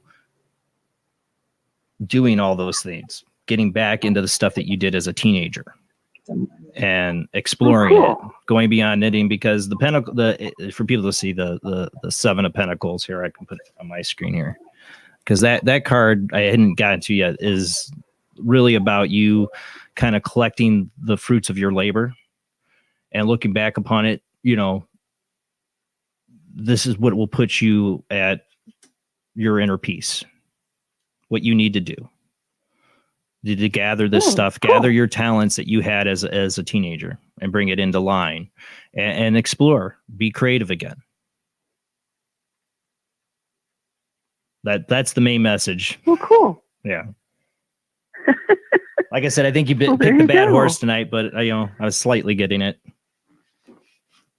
I wouldn't one thing I'm proud of myself though is I didn't want to let go of the male energy, because I was like, dang sure there's a male energy involved in this.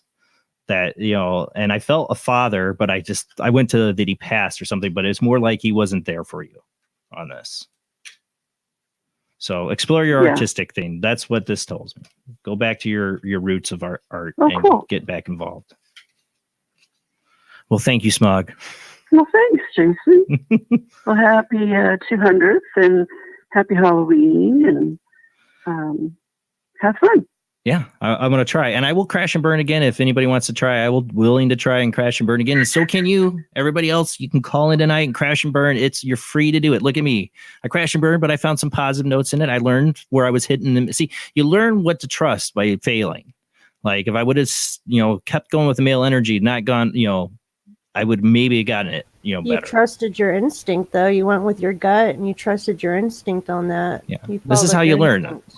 Yeah, go ahead. You didn't let go. I mean, you stayed with it, and it turned out you were getting them. You were right, Katrina? Yeah. Yeah.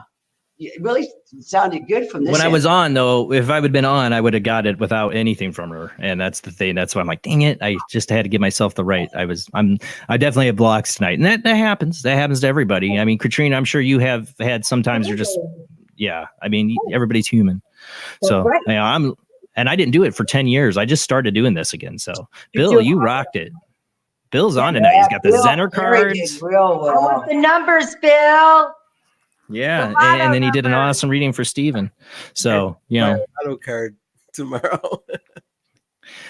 So when we come back from commercial break, we definitely need to open up the lines to the spirit world.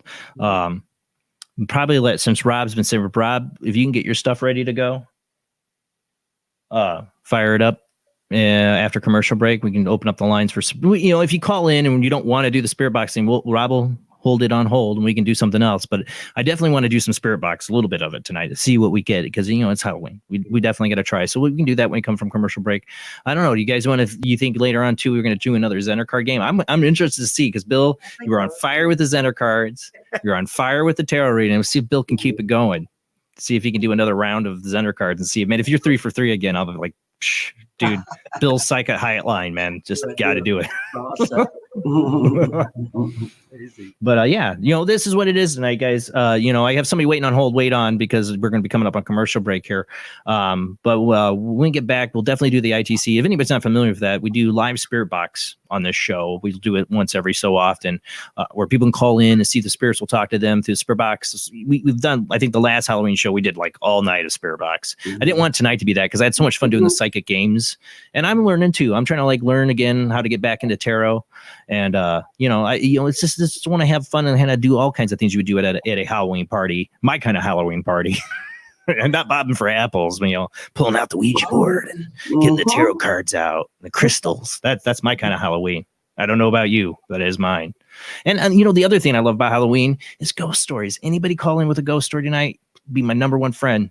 Number one friend. I want to hear a good ghost story tonight, man. I want to hear a really good one. You know, I was really ticked off. I was reading this thing. You ever scroll down Facebook and you read the story? It's like, wow, this is really interesting. Wow, really? Really? And you get to the end, it's like, nah, joke. Yeah. I had one of those tonight. It's like Freddy Krueger was real. And I'm like, reading what? Really? And like, he was a serial killer in Iowa? What? I never heard of this. I fell for reading. the same thing, Jason. And then I had to Google it.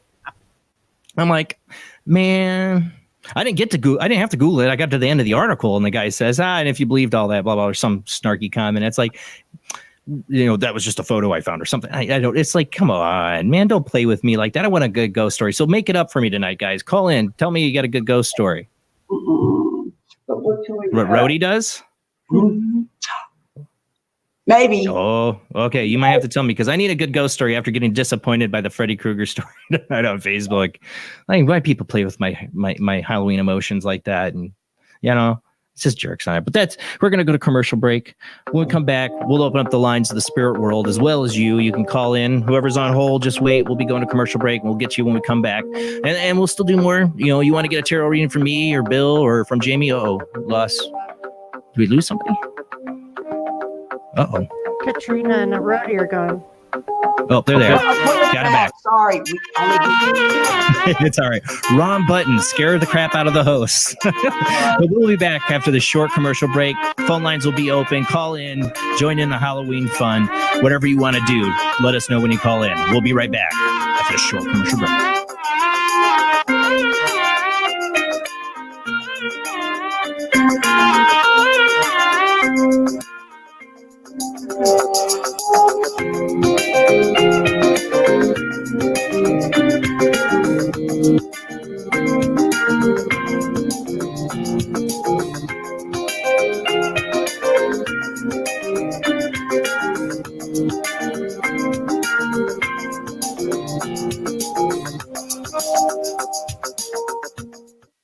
When Alex Gardner is asleep, he has an extraordinary gift. The government wants it, the scientists want it, but to keep it may cost him his life.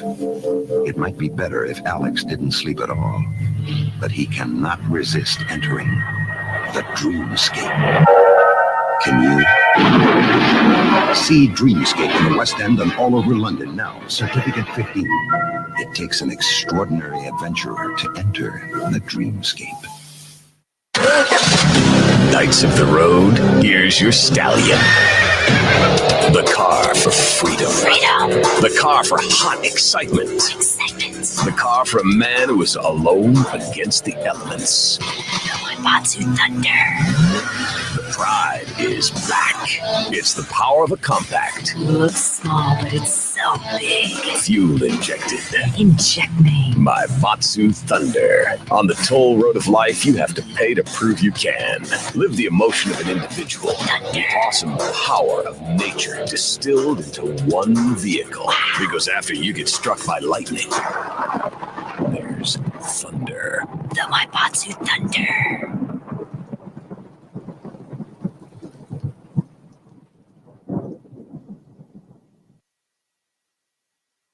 Tired of school? Who was Joan of Arc? Noah's wife? Like to travel? Let's go back into history. Let's reach out and touch someone. Want to meet people in the past? Put them in the Iron Maiden. Iron Maiden? Excellent! Execute them. Oh, yes. Then hitch a ride with George Carlin, Keanu Reeves, and Alex Winter in Bill and Ted's Excellent Adventure from Orion Pictures.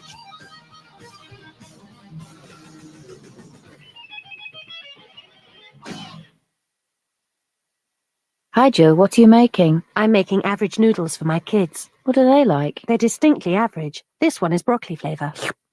That is very average. I could barely raise any extreme enthusiasm for those whatsoever. You should try their other flavours like carrot, plain fish and potato. Are they quick to prepare? Compared to other noodles, you mean? Yes. They're pretty average, actually. Well, I might just possibly go and maybe buy some sometime in a bit, perhaps. Yes, I'm sure your whole family will be mildly interested in average noodles. Average noodles, they're okay, just nothing special. Hi, Jill! What are you making? I'm making super noodles. For your kids? Stuff that. For me. What flavour are they? They're magnificent mild curry. Oh, they are super! Wait till you try their other flavors, like sudden fried chicken, barbecue beef, and cheese and ham. Wow, Jill, this has changed my life! Now I really appreciate the meaning of the word super as an adjective. Mummy, can we have some? Yes! In fact, let's invite the whole street round for tea! Yeah! Fabulous super noodles, not named super for nothing.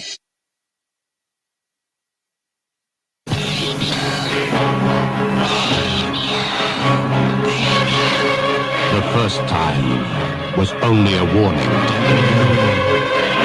Damien, Omen 2. Now showing at the Leicester Square Theatre. Certificate X. Available in paperback from Futura Books.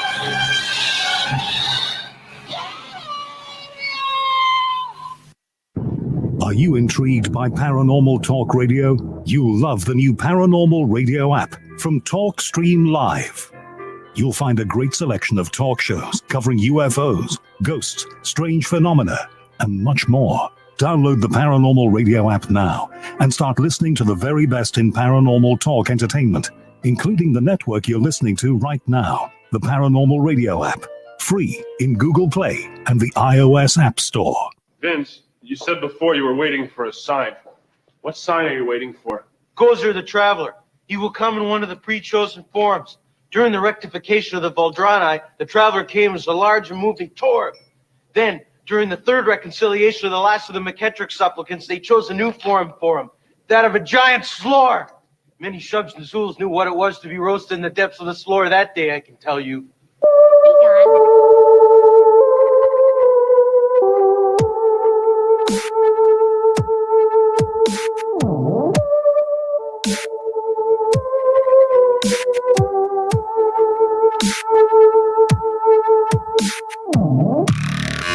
Tonight on Paranormal Soup, it is our 200th episode and our 4th annual Halloween show. Basically, it's horrible frog in my throat between breaker, but basically it's open lines. Anything goes. We're doing ITC Spirit Box stuff. We're going to get to that after this. We'll see what we got on the phone, and then we'll get to some Spirit Box. Maybe if that's what you want, if you call in. If you want a Spirit Box session, we'll do it. Or if you want a tarot reading from any of us, or a reading from Katrina, I'll do that. We're going to do the Zener card game. I think we should do that again for sure. But it's anything goes, and we definitely want to open up the lines of the spirit tonight. We got to do, it's tradition on Halloween for us to do the ITC for sure. So we'll figure out. We got Rob firing that device up, but you can call in tonight at 219-230-4444 or 260-225-9419 or Skype IDs Jblandoo or Jblandparanormalsoup. Those are the ways to call in. If you call in and I hang up on you, just try another line or wait till somebody gets off the phone and try again. I only have 2 real lines with 2 ways to call in, so that's why I hang up on you. And if you do call in, you hear us talking, wait till we call on you. We don't get you right away, but just hang in there until we do. Well, speaking of that, we got people already calling in, so let's go ahead and get back to the show.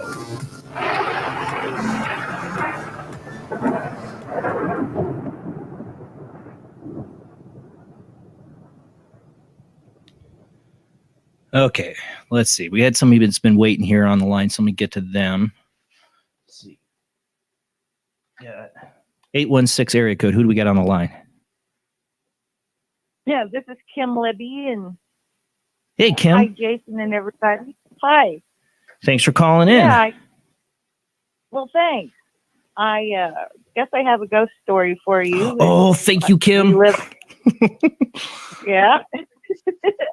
We live on Elm Street. Oh my God, it's perfect. It's perfect. Yes, in a haunted house that was built in 1920.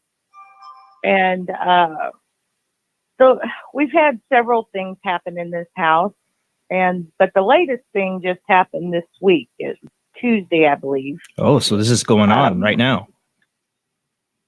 Yes, it's been going on the whole time I've lived here. I've lived here over 20 years. Yeah. And I've had poltergeist activity. I've had, well, I guess I can explain it. There was like blobs on the ceiling in the dining room, but they looked kind of like an egg. They undulated. Were they light blobs? Were they shining light? Or? Yeah, it was actually very massive.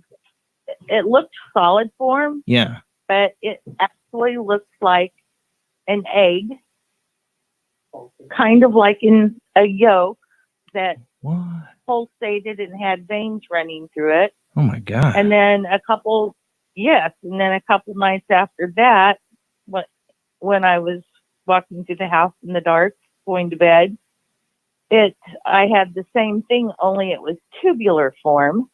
Right. It looked about the same, but it was a different shape. Yes, it was the same, but a different shape. And they were quite large. And I saw these in the dark. So they had an illumination about it. But it was like a dim illumination? Yes. Okay. Yes. Not a bright. Now we have had like when you're going into the kitchen, all of a sudden back behind you will light up. Oh wow. Bright. And then you turn around and it's gone. And we get the bright flashes of light, if you're sitting here in the dark, and we'll get the bright flashing of lights and things like that. And we get a lot of voices, EVPs. We have interior security cameras, and whenever we turn them on, we get a lot of talking. But what happened this last week? Yeah. I've had poltergeist activity, like I said in the past, like my hair dryer in the bathroom, that was the first thing that happened, flew off the shelf at me. And when I would be in the shower, I would have like the body wash and shampoos fly at me. And then the most concerning thing was,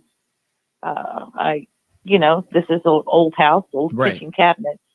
But I was standing there making the coffee one morning, and all of a sudden, my clothes iron came flying out of the kitchen cabinet because I kept it up above the sink, and almost hit me and my cat, Jassy, while we were standing there in the kitchen. And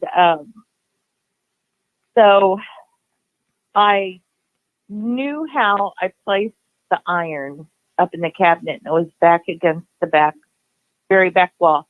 I'd put the flat part of the iron back against the wall, and the old cabinets, they have a lip on them. So it's not like so it'd have to jump over the lip. Vibrate. Right. Yes. So when I put it back up in the cabinet, I made sure to make a mental note of how I put it in there. Well, a couple days later, it happened again. What? Yes. And I told now he's my ex-husband, but I told him about it, and he didn't want to listen to it. He said, no, it just fell out. And he wasn't going to listen to it at all. And I said, well, okay, but when it happens to you. Right. When it smacks you in the face.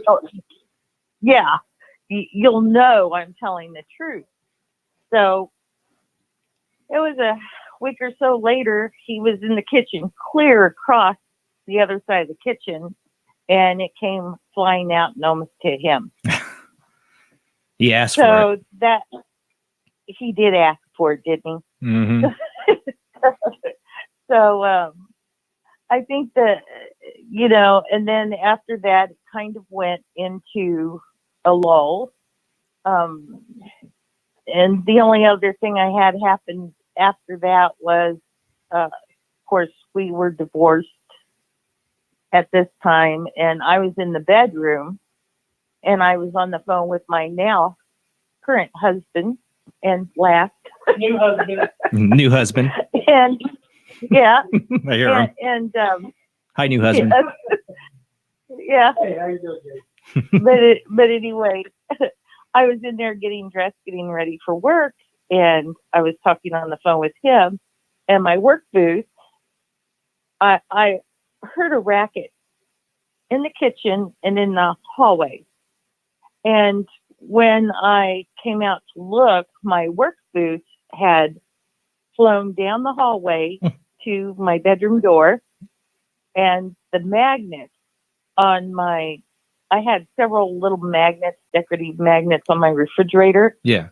and they flew off to the right, not straight out, but off to the side, to the right.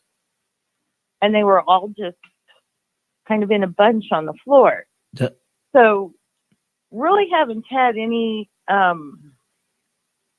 poltergeist activity after that until this Tuesday, and we were sitting in the living room watching TV, and we heard this horrible sound in the front bedroom. So we ran in there, and I had a 12-pound. We know how much it weighs because we weighed it. Yeah. After the fact, because it's heavy.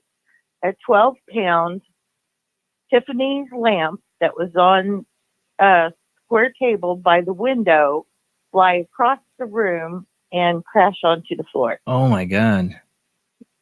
Yeah. So my question to any of you out there is, you hear several people saying that poltergeist activity is done by someone in the home. Right. Or, I've also heard that it could be done by spirits. Right. Okay. So, And so well, I was wondering what consensus was on that. well, I'm still up in the air about it. We had, I'm a big fan of Barry Taff, Dr. Barry Taff we had on, and he would tell you, I'm pretty sure if he was here, that sounds like it's psychokinetic. It's coming probably from you. I mean, think about a lot of the stuff your experiences when you were going through your first husband one, right? And the stress and everything is all this pent up stuff. And then boom, it's out. Now you've been experiencing this for 20 years, Right. It's not just you though. And Barry Taff would say this too. I would think it's also location. It's two elements. The location, it has to have some kind of electromagnetic anomaly. And the other factor is the psychokinetic agent, you possibly interacting with that environment. And it will change you permanently. So you could go onto a new environment and still have weird stuff happen to you now because you were affected by that environment, the first environment. So why some people like it followed me. That's their theory. I think I always add a third element. I always feel like there's still this, like when it gets really negative, there's like a parasitic entity involved sometimes too, that feeds off the people and psychokinetic agents. It sounds very psychokinetic, but the stuff that's happening now, I don't know. I mean, do you know the history of the home? Does the home have any history that would give you any insight? Well, I haven't been able to get in contact with any of the past owners, but I do know, some people who have lived here for generations now, that have lived around my home. And it seems like the area itself may have paranormal activity attached to it. That's what you find. That's what you find with the psychokinetic thing. It's an area that has a lot of anomalies like this and certain people who fuel it. You're the psychokinetic agent. Right. And it's all coming from your subconscious. But I think there could be a third factor too. And, in the poltergeist movies, the classic poltergeist movies, the little girl, like, they're here. It was spirits, but she was fueling them. She was giving them the energy to manifest and make everything's happening. They were feeding off of her. She was the light, Right. Well, I do know that, the spirits that speak to us in the home, we've had the whole wide range of spirits. We've had, we have a couple spirits that stay here, Roger and Robert. Whether they're both the same one, they've given us their names because we asked. One seems to have more of a, a squeaky voice. The other one has more of a normal voice. But sounds like you got an old gay couple goes there. Or the odd couple. I don't know. They tend to like me, but do not like my husband. And I'm Charlie. And I'm wondering if that kind of fueled. Of course, my ex-husband wasn't that great of a person, but he really turned bad. And I'm wondering if maybe whatever is here doesn't like. Say that again. They saw it. They saw your first husband is probably a bad deal.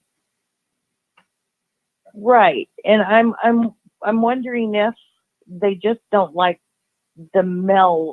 the living men around me. It's you know possible. what I'm saying? No, I mean, you hear locations that it has a negative effect against women or a negative effect against men. There's certain sex that goes into an area and they're all affected by it because that whatever energy is there doesn't like that sex or does like it. I've been in locations where it likes the women, doesn't even pay attention to the men, but it likes the women, likes to poke and pinch and do stuff like that, So I mean, if it's spirits, they can all be kinds of people. They like men, women, or they don't like men, they don't like women. Who knows? Yes. It's we've had so many different EVPs and Roger, Robert, they tend to like me. They tend to dislike my husband and call him all kinds of bad names, MFer and everything. Oh, wow. Maybe they want you. I don't know. He's a threat. Well, that's okay. I don't fly that way. but anyway,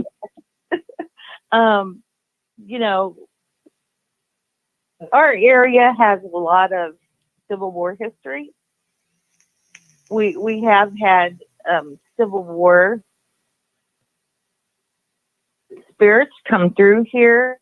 One was really interesting. We have thousands of recordings, but it was really interesting. We live by Lexington, Missouri, which I don't know if you know that was a huge battle here in Missouri. And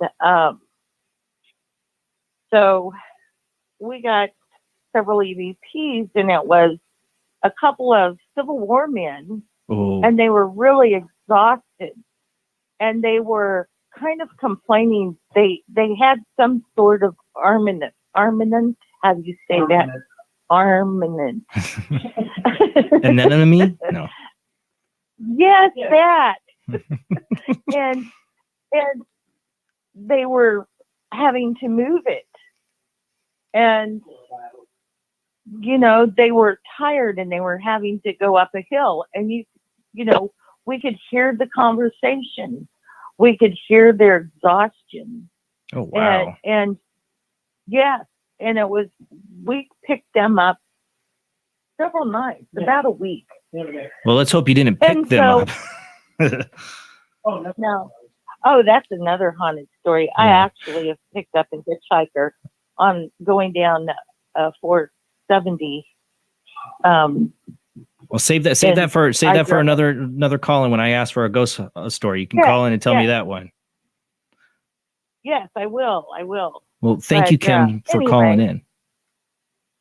Yeah, well, I hope, that was kind of like a ghost story. It was, and it was on Elm Street. No, that's awesome. And I love it because of the lights you saw. I mean, you should go check out is when we were talking about psychokinetic is when I had Barry Taff on, we talked about his case, the San Pedro case. Look it up on YouTube. You can find videos and all that. Jackie Hernandez was the possible psychokinetic agent, the woman living in the home, and Barry Taff and Barry Gordon. No, I can't remember the name of the other investigators. There's a number of other investigators involved. Go check that out, the San Pedro case, because they got lights like that too. And, they really believed it was all coming from her. But there was a lot of people seeing spirits and spirit communication coming through and everything. So check it out. I will. You said San Pedro case? San Pedro case, yeah. Okay, I will check it out. All right. Well, you have a great night, Kim. You too. Bye-bye. Bye. Okay. All right. I want to get to some spirit boxes. We got other people trying to call in too. I don't want to run out of time, but we got I can tell because this is Skype. We got either Kevin or Jen or both. How you guys doing? Hey, you actually have both. Awesome. How you guys? Happy Thanks for calling. Happy Halloween. Hi, Jennifer. Awesome costumes, by the way. Yeah, I'm the one with the cheap one here. I'm just wearing a shirt. Hi, Sue. So Yes, what, congratulations on 200 episodes. Yes, I know. congratulations. I That's can't believe it. awesome. I can't believe it's been 200 episodes. Yeah, they add up. Yeah, well, yeah. I got people trying to call in. Just to let you guys know, if the phone line's open, it's 260-225-9419 is open. Skype ID Jblandparanormalsoup. Oh, yeah, they're calling in on that one too. Okay. Trying to manage the phone lines. Well, thank you for calling in. What do you guys want to do tonight? How you want to join the Halloween party? No, we just wanted to say congrats, and there was nothing specific, really. Yeah, we're really happy for you guys. And you guys, you guys are amazing. We love the show. And Well, we love think you. It's great. We love you. We got to get you back on again. Congrats to you guys too on your book in Chicago, and you guys are doing a lot right now. Oh, I wish I could have gone to that. I wish I could have gone. Yeah, I couldn't get off so of work. close. That would have been I awesome. know. That would have been great. I wanted to. I had to request off a whole other week before. I couldn't go. That's the day. I couldn't get the extra day off. So I was like, man, one of these times I'm going to meet you guys. I'm going to get to one of these things so I can meet you guys finally. Yeah. That'll be great. And thank you. Our book will be out. Probably a week after Halloween. We wanted a pre-Halloween release, but we have some last-minute addition we're going to make to it, so it's going to be out probably in, I'm guessing, less than 2 weeks. All right. Well, we definitely got to get you on the show to talk about it. That's really exciting. All right. Definitely. Happy Halloween, everyone. Yes. Well, Thank you Happy guys. Halloween, everybody. Have a happy Halloween. Happy Halloween. Kevin and Good Jennifer night. Malik, Paraversal Universe. Check it out. And well, there are some Paralogians. What's the Supernatural magazine? Are you guys still writing for that? Yep, Supernatural Magazine and Paranormal Daily News and Paranormal Chronicles. And what's the time for Paraversal Universe? Fridays at 4 Central. 4 p.m. p.m. 4 p.m. Central. All right, awesome. Check it out. One of my favorite shows, Paraversal Universe. All right, thanks, guys. You have a happy Halloween. You guys too. Good night. Good night. Okay. Let's see.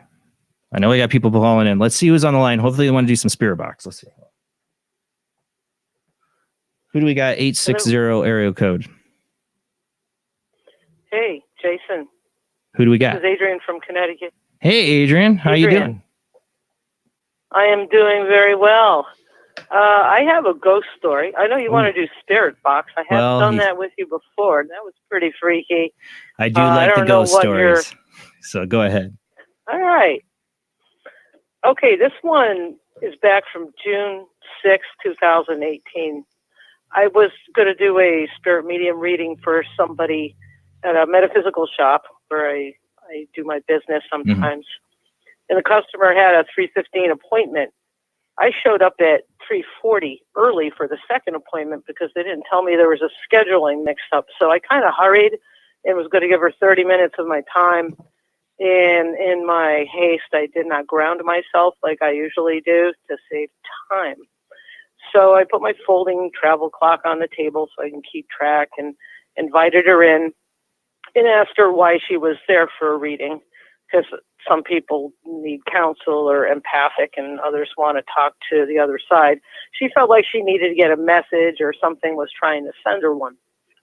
So I began the reading, and she had three relatives show up, but there really wasn't any kind of a message, and she looked resigned. And so I looked at her, and I sensed this heavy anxiety.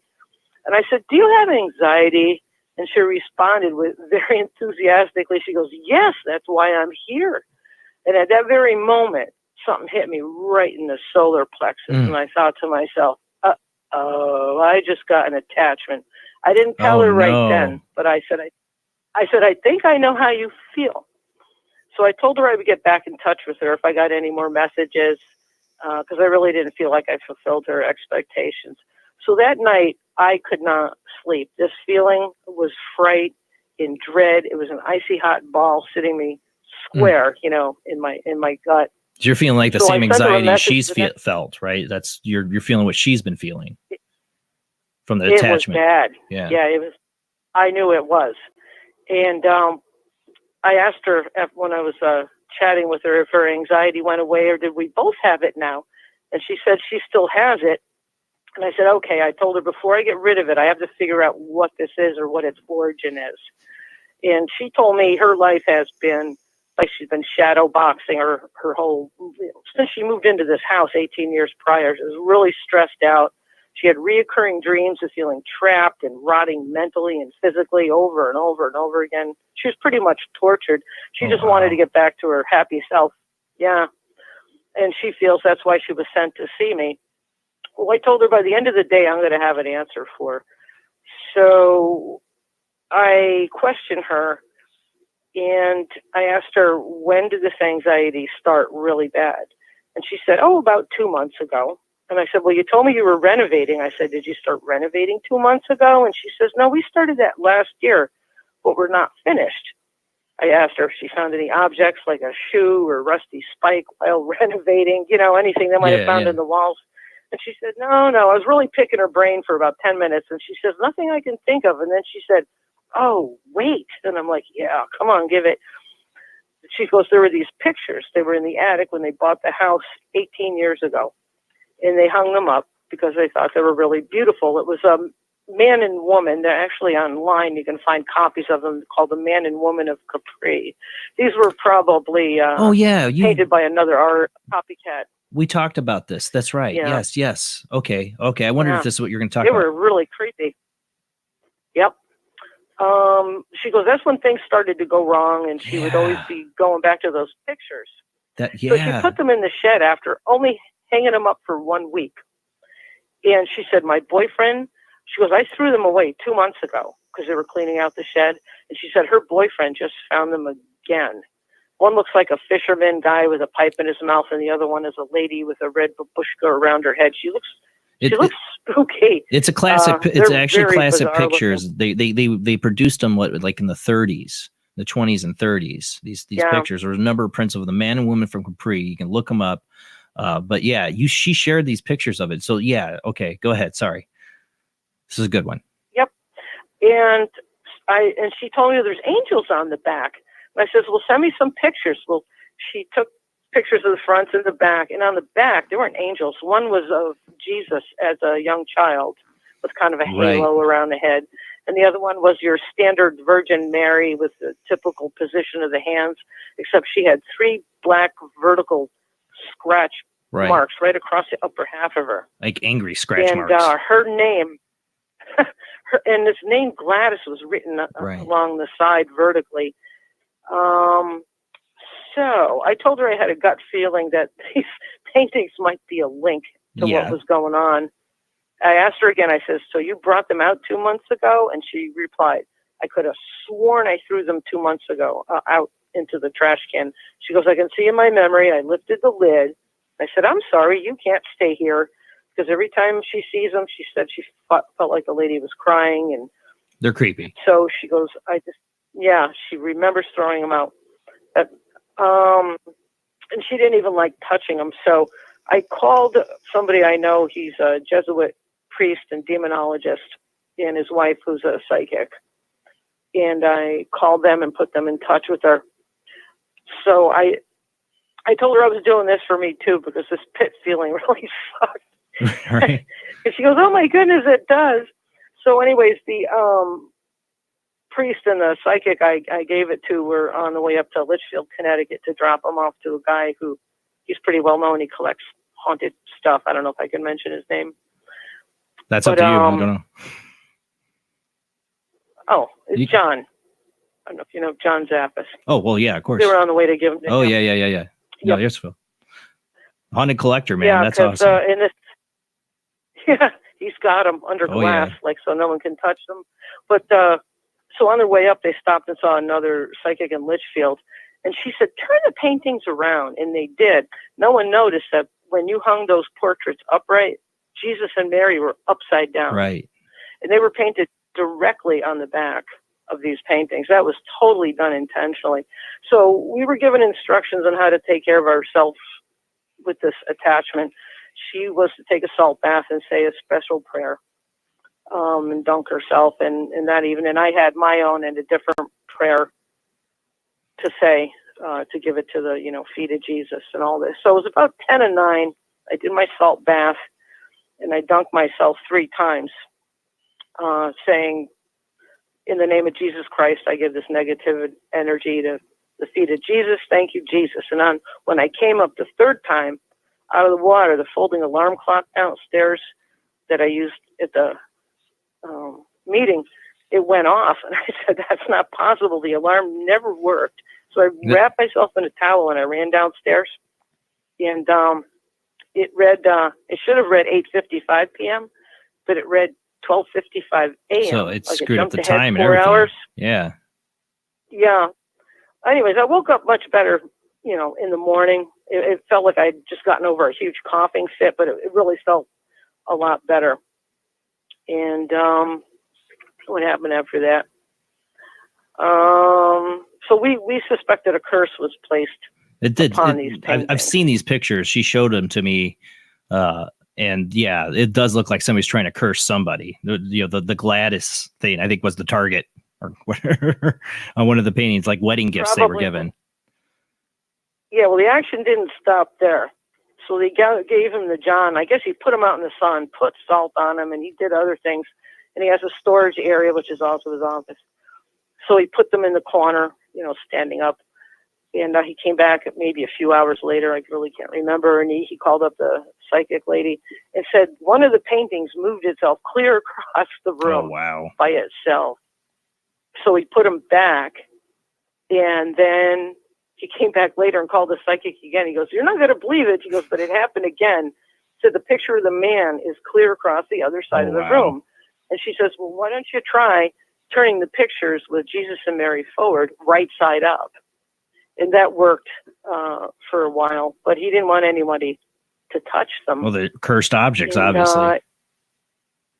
yeah, well, this didn't stop there. So I don't know how much time you have, but I had more problems after that because now this evil lady was following me, spirit. Yeah.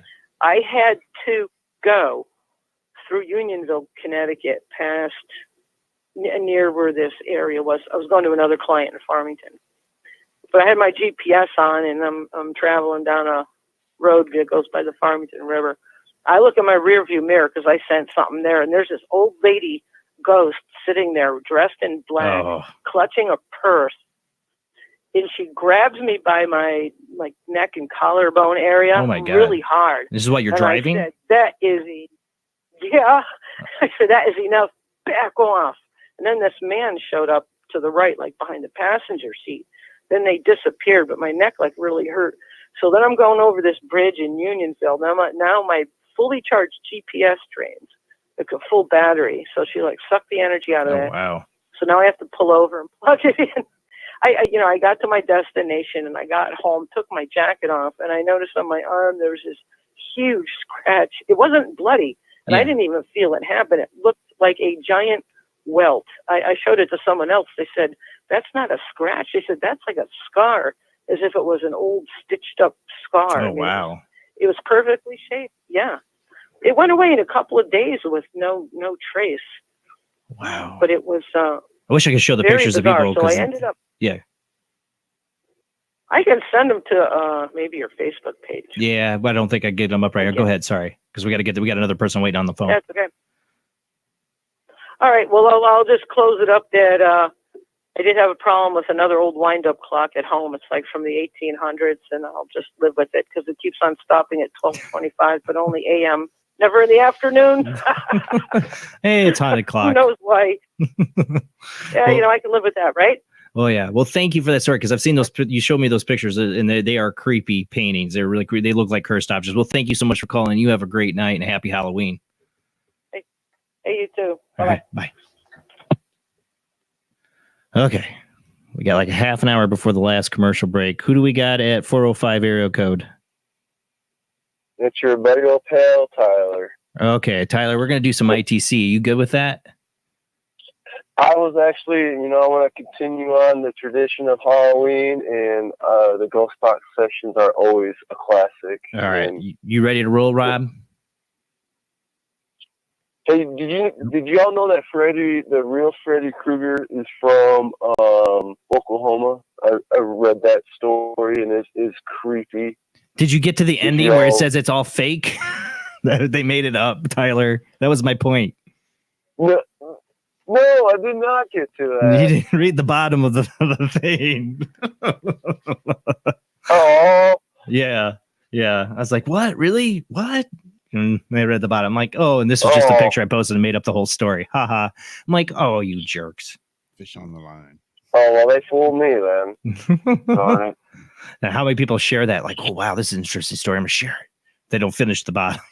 I read the whole thing, man. It's just because you never really hear of any serial killers from here. I mean, Texas Chainsaw Massacre, that character's from the actual story's from Wisconsin.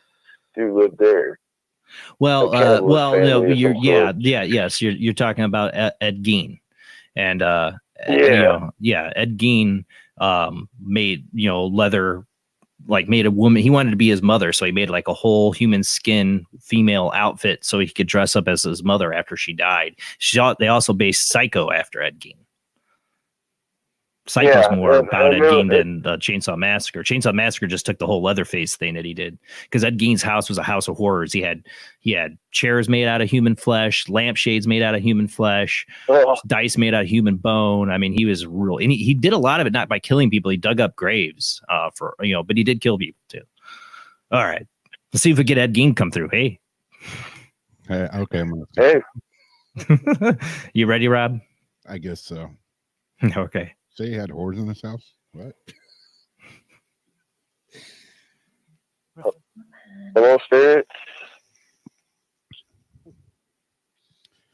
Who's here tonight that wants to talk? Welcome. What did he say? Turn it up a little, Rob. Just a little.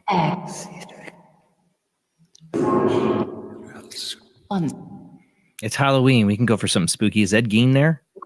Yeah. Or Charles Manson. Is Charles Manson there? I don't want to hear Charles Manson.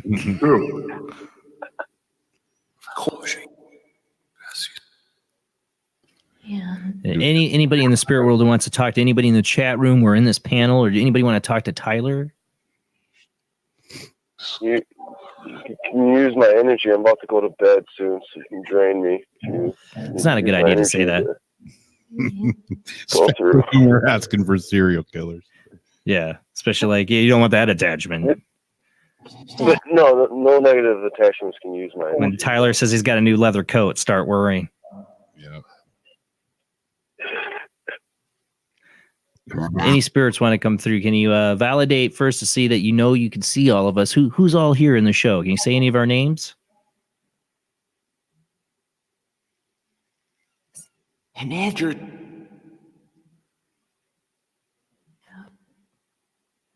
Alec. No, Alec. Ging. It's good. Did you just say Gein? I heard Gein. It did sound like it said Gein. Is Ed Gein here? Talk. Who are we talking to right now?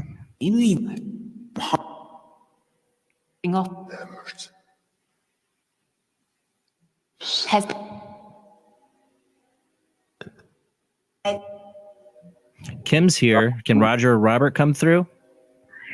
Kim called a little bit ago.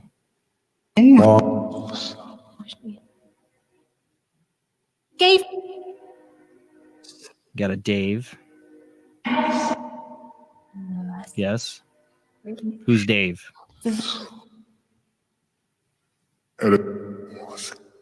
I heard Ed. Which Ed is here tonight? Yes, you're right. I mean,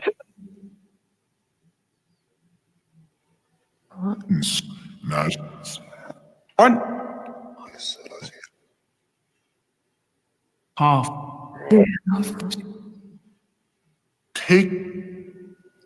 got people saying hi to Dave. Is Dave still there? Who's Dave? Is Dave still here? Dave's not here, man. Well, did you hear that last spirit? That last little whisper? I didn't catch that. I don't know. Is Dave here for somebody in the chat room? Yes.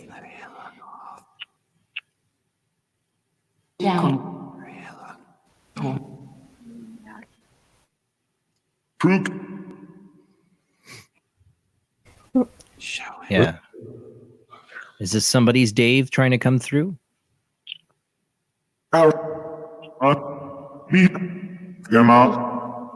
don't worry, I'm just. What? Muni.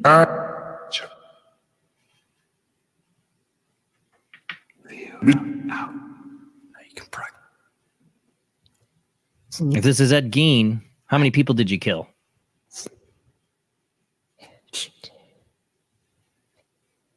Ow.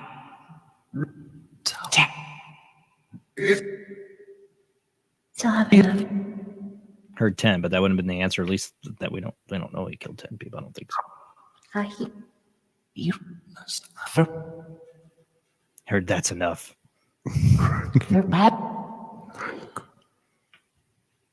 What's that enough of?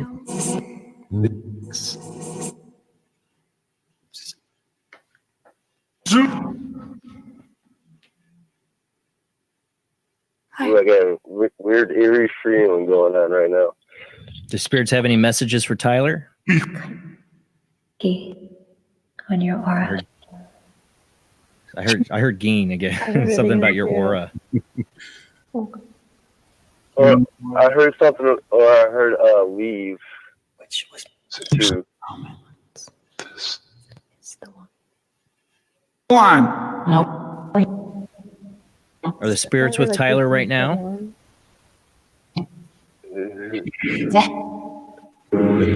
I can feel something around me, like my whole back is like chilled. Be haunted? Yeah. I heard it said be haunted. Is Tyler haunted? Oh God, I just got chills. It said be haunted. I heard that clearly. Oh, I did not like that.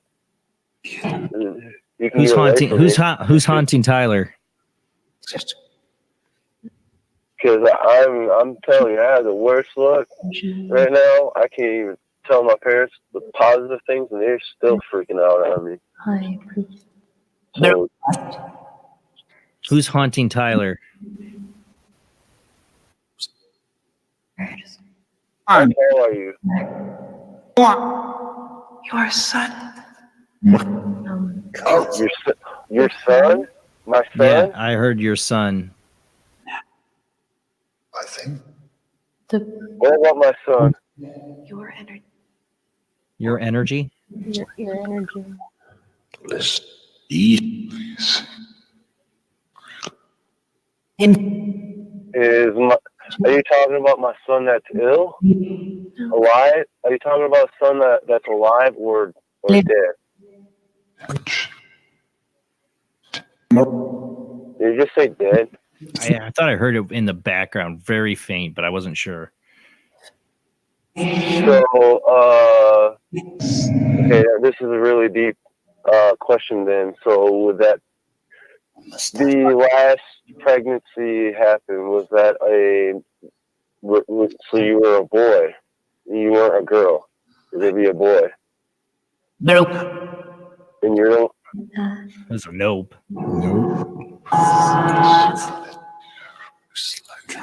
Are you the one that's haunting me? That's following me around. We're in hell. We're in hell. We're gonna help. I heard we're in hell, but maybe it was we can help. Well, let's hope it's that We're one. gonna help, yeah. We'll go with Jamie's. No. Who is it that's haunting Tyler? They're doing a class. What was that? Something about you're in a class. I'm in the past. No, it says you're in a class. Like your school, maybe? Yeah, I'm in classes. I'm in 2 more months left.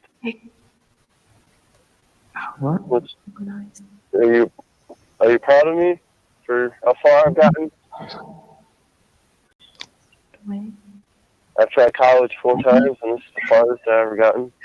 Thank you. Yes, thank you. Hello. No, I thank you. I'm doing music for y'all. Silly. Silly. Thought I heard it said you are safe. You aren't safe? You are safe. You are safe. Okay. I am safe. I think that's what I heard. So should I stay in Oklahoma then? Is that where or should I go when I get this internship? Am I getting an internship? I should ask that question because I'm not sure if I have it yet. So I applied.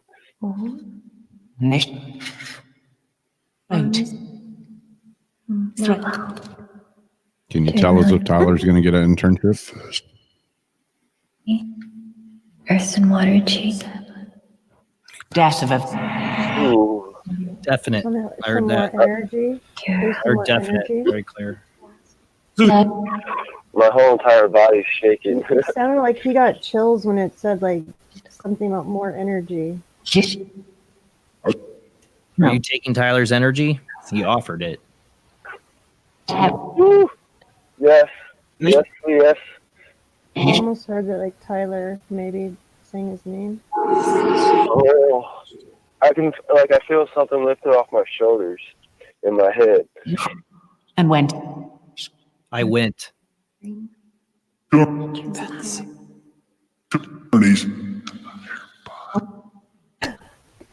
on your what? What's touching my hand? I'm on your bod. I heard.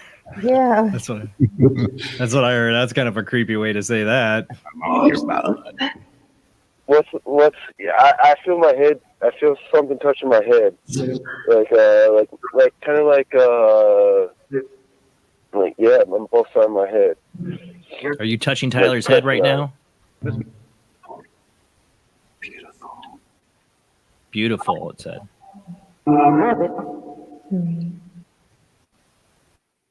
Will you heal my son? Can you take my energy to heal my son from where I'm at? Be awake at night. Be awake at night? Yeah, I wake up 3 hours, every 3 hours. I go to sleep, wake up 3 hours.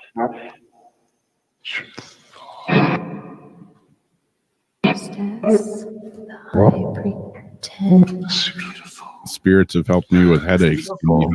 Can you help Tyler? Second time I've heard you're beautiful. Yes. Thank you. Right now? What you guys like? Is it okay? So this is what I think is coming through is the Can you say your name for validation before I say it? Because I think I know what's coming through. Cause I sense her. Thank Ooh. Philip. Can you say your name? You fail. Something in your fail? Feel? If we just take her time.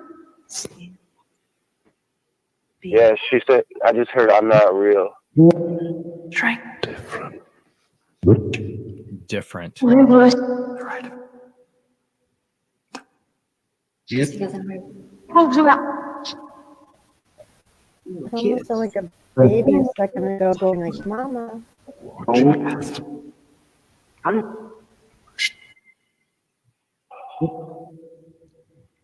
This one's do that. Is Does again keep getting that beautiful thing in there? Mhm. Some spirit thinks you look beautiful. Red. I see red. I've heard that twice. That's What does that mean? That's my favorite color. That's my favorite color. And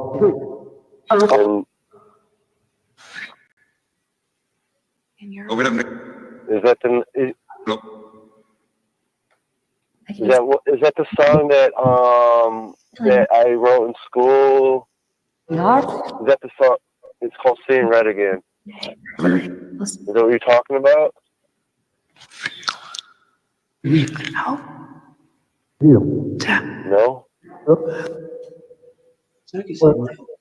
Fighting you. Keep talking to Tyler. So so what are you? Can you say your name so for validation? Like, cause you come and visit me all the time. See beyond. Beautiful. And I think there it is again. I think that's why I haven't. She says you're beautiful. I stay. Now. Yes. Is this Rebecca? Or a yes in there. No. If this is Rebecca, why is Tyler beautiful to you? Why are you with Tyler? One.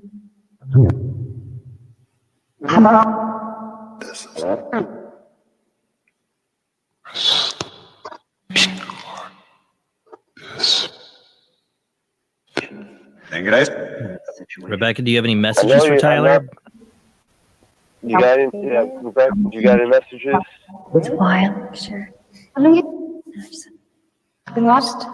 I know. You're lost. Does it cry? You relax. Will you help change? Will my luck change? Doctor, he's just about. What do I got to do to change? He's just about to. He's...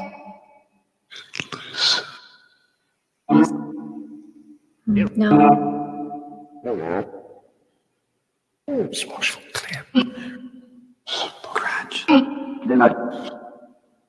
One that. 5. Yeah. It's so hard writing down my dreams to document some of this stuff.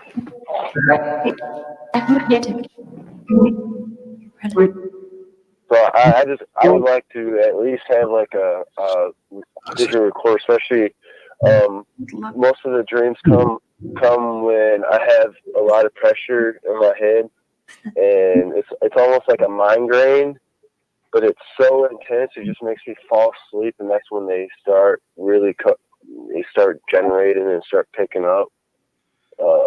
Like you have an attachment that's doing it to you? Yeah.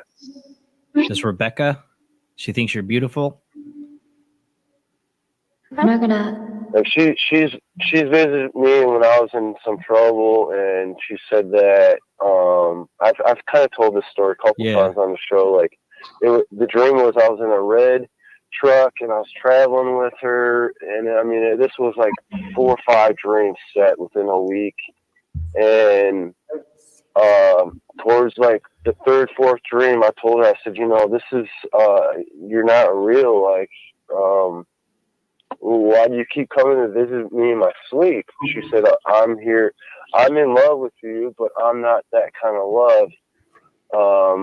I'm here to protect you. And I'm like, I mean, this is like a romantic relationship. Why can't I find you out in this world? She said, well, it's because I'm not of this world. I'm from another world.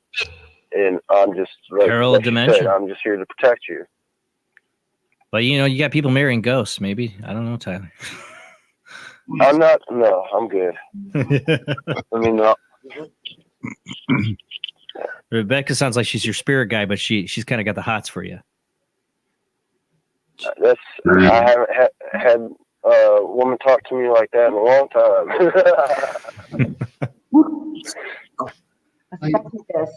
No.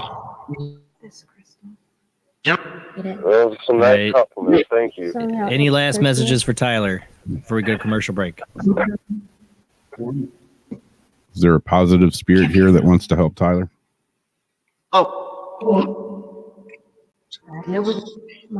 Yeah, now I'm feeling like my face being warm, my cheeks. I'm kind of like blushing. Is Rebecca from another world, another dimension? Yeah. All right. Well, say goodbye, Rebecca. Wait. No, we got to go to commercial break. Wait, Jason. Happy Halloween. Thanks, Tyler, for calling in, man. You have a great night. Happy Halloween. Happy Halloween. Thank you, Rob. Happy Halloween. All right, man. You too, brother. Good night. Love it. Good night. Love y'all. I heard it say wait and don't go. Yeah. We got to go, though. We got to go to our last commercial break. The phone lines are open, 219-230-4444, or you can call it at 260-225-9419, or Skype IDs, Jblandoo, or Jblandparanormalsoup. Call in. They're all open now. If I don't pick it up during the commercial break because I stepped away, but keep trying to call in. We'll do, I do want to try to do one more Zenner game round. We should try to do that before we leave tonight. But, I'm willing to do another tarot reading. I'd like to give it another shot. Someone wants a tarot reading from me or from Bill or reading from Katrina, call in. Or a ghost story. I love that we have some really good ghost stories tonight, so I'd love to hear some more people's paranormal experiences. But we'll be back after this short commercial break.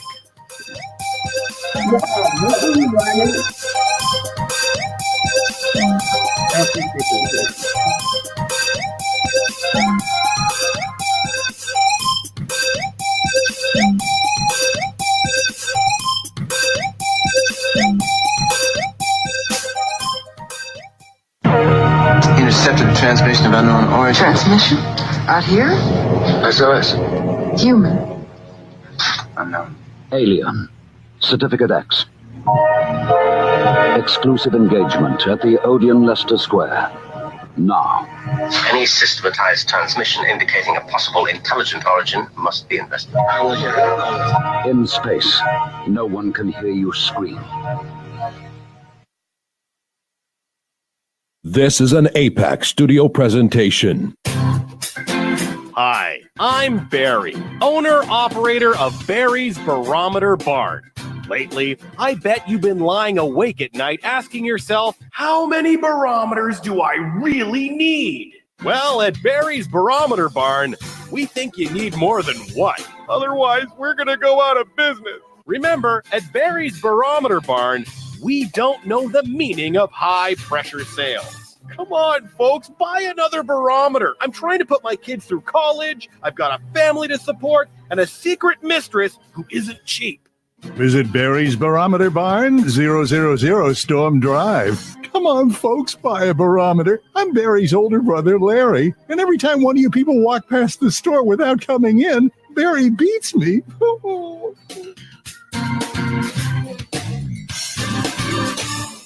This has been a presentation from Tim Morgan's APAC Studio. For more almost professional amateur comic studio content, visit the APAC YouTube channel. Search APAC 2002. That's APAC 2002 on YouTube.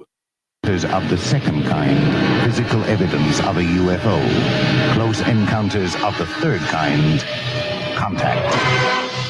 From Steven Spielberg, the director of Jaws, comes one of the most ambitious and unusual films ever made. And what you will see has never been seen before.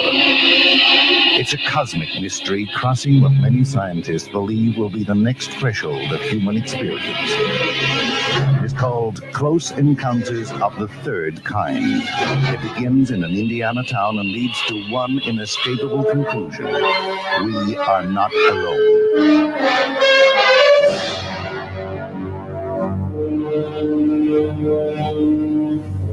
Close Encounters of the Third Kind, Certificate A, now showing at the Odeon Leicester Square. Are you intrigued by Paranormal Talk Radio? You'll love the new Paranormal Radio app from Talkstream Live. You'll find a great selection of talk shows covering UFOs, ghosts, strange phenomena, and much more. Download the Paranormal Radio app now and start listening to the very best in paranormal talk entertainment, including the network you're listening to right now. The Paranormal Radio app, free in Google Play and the iOS App Store. Phantasm, the film that puts the fun in funeral. And as for a fiendish story, it does have a burial plot. Come prepared to scream, because if this one doesn't scare you, you're already dead. Phantasm from Avco Embassy Pictures. Rated R under 17, not admitted without parent or guardian. Oh, midnight preview tonight, UA Westwood Theater. If you are interested in discovering the truth about the paranormal and want to hear from leading researchers in the field, join Justin Brown on his 3 weekly shows named My Paranormal Soup Box, Necromancer Live Show in the Supernatural Symposium, live on Facebook, YouTube, and InterfaceDiv.net.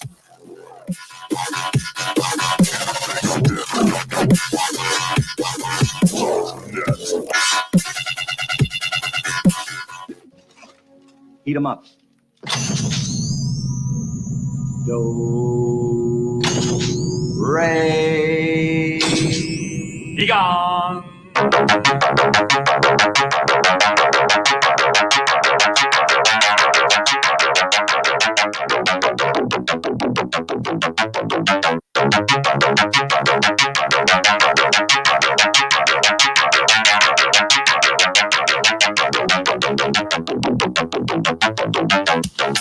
Tonight on Paranormal Soup is our 200th episode and our Halloween show. You know, I didn't plan that out. I honestly didn't. You know, we have gaps where there's some Sundays where we don't do a show.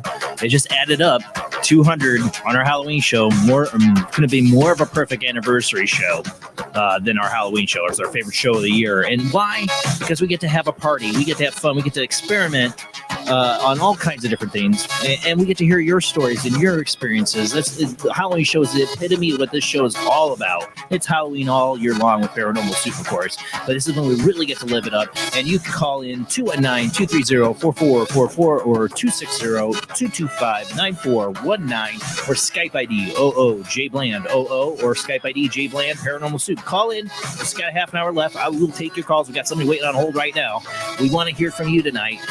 Whatever you want to do, you call in and tell us. We'll do it if we can, if time allows. Spirit Box, tarot card readings. You want to get into the Zener action? We'll do some Zener card game. Maybe we get time for that. Anything goes tonight. It's Paranormal Soup's Halloween show. Come join the fun, but let's go ahead and get right back into it.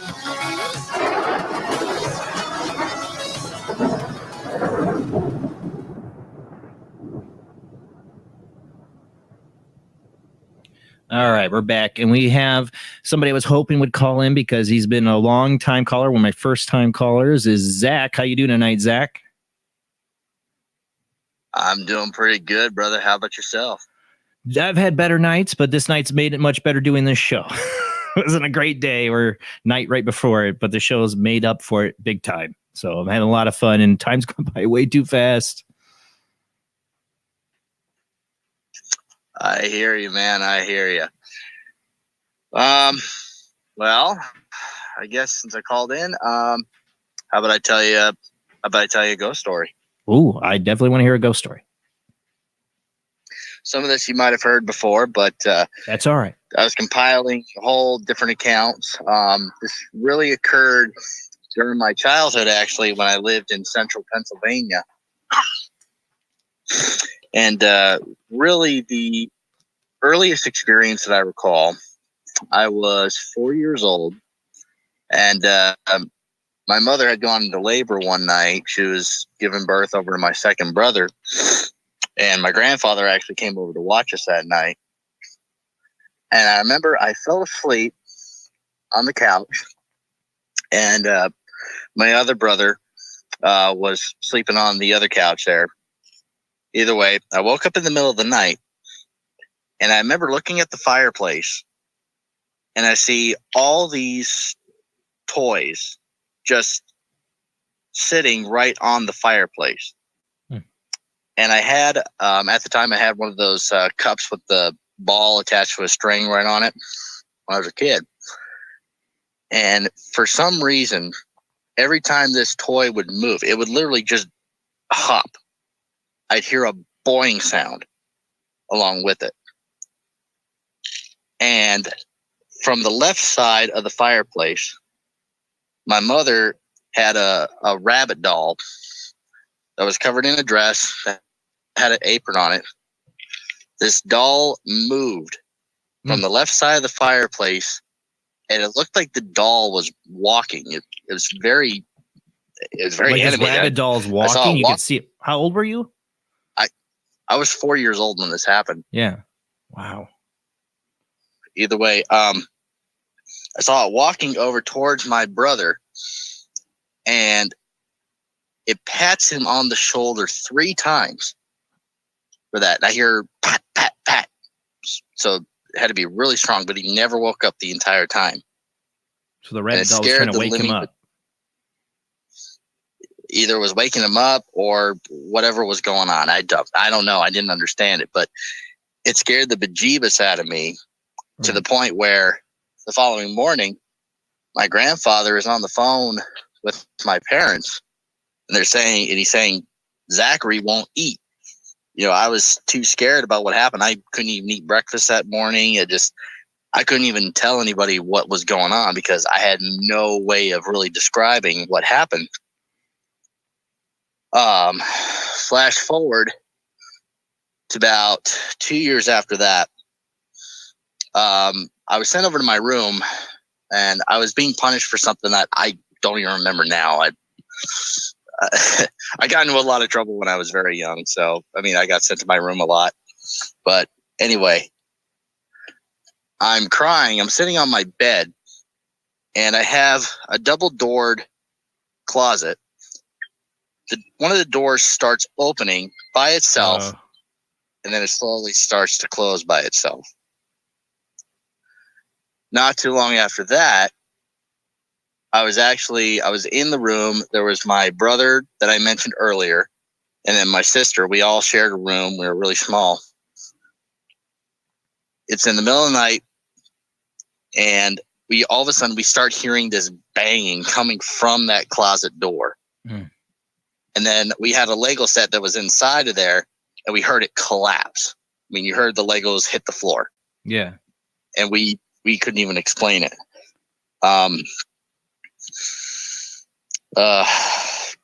It was about another 2 years after that. I had a dream, and this was the dream I mentioned this in the show, where I was out in a field. I had a dream. Everything was just dead. There was nothing growing. There was vegetation on the ground, and I remember I picked up one of the flowers over there. Everything was dead.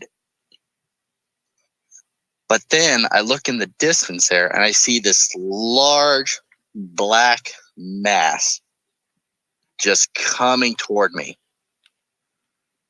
And from there, I hear all these voices just crying out for help.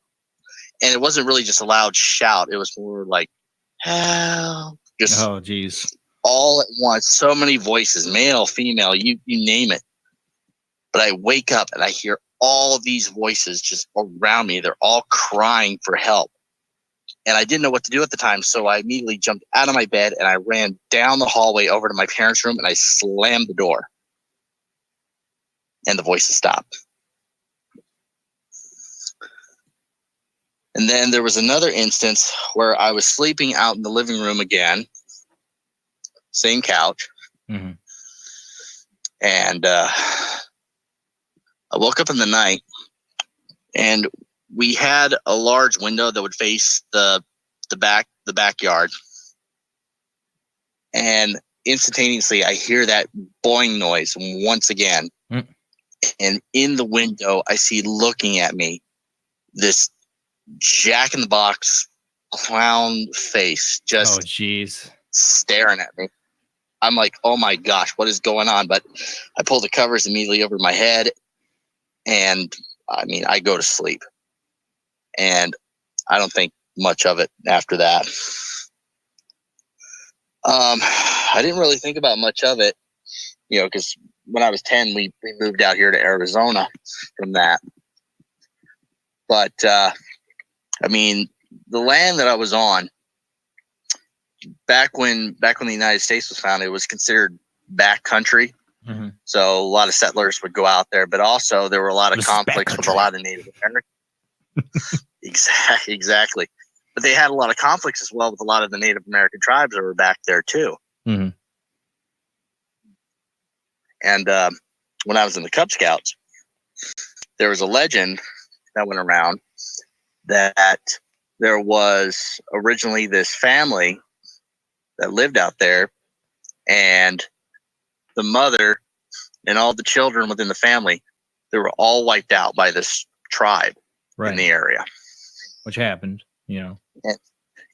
And I mean, I remember going over to a cemetery that was just right down the street from where I lived, and they had headstones right there for people that passed away in the late 1790s.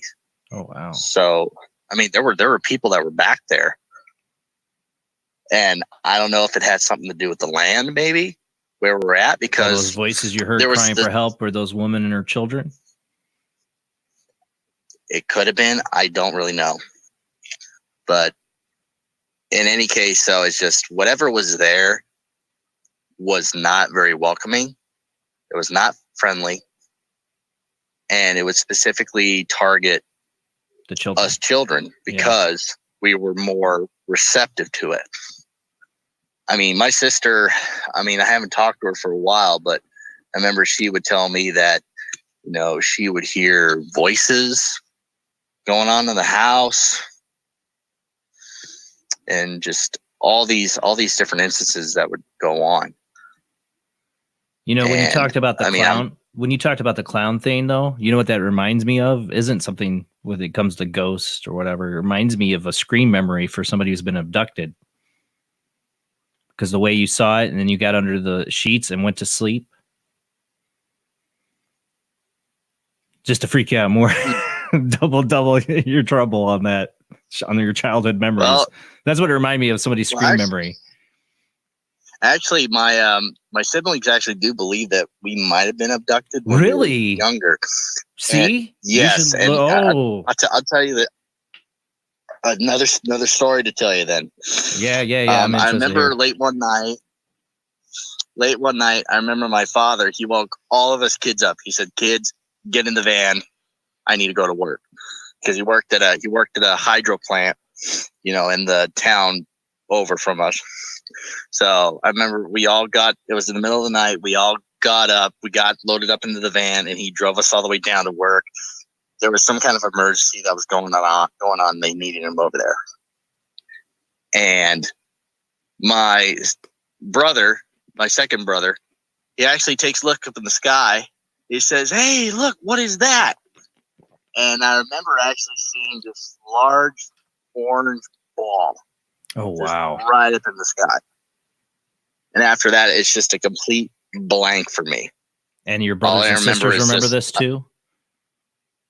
My sister remembers this. My brother remembers this, but I don't, for the most part.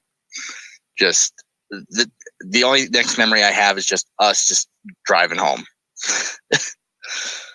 So do they have blurred memories of the event, like seeing the UFO and then everything after that point kind of a blur, and then driving home like you? I never really talked to him much about that. You guys should talk. I'm telling you, when you just all the other stuff does sound paranormal haunting, but when you told me about the doll, the Jack in the Box thing you saw at your window, and the way that you went, and that just but the first thing that screamed in my mind is abductee scream memory. So might have a little, you know, all these things seem to be related to, though. I'll tell you this. I've made friends with abductees doing this show, and abductees have paranormal stuff that happens too, like ghost stuff. They don't like to talk about it so much because it's already crazy enough to tell people that you're an abductee. Let's throw in the ghost stuff, and it really confuses everybody else. So they don't talk about it a lot, but I know abductees that have this. Katrina, you got any insight on this?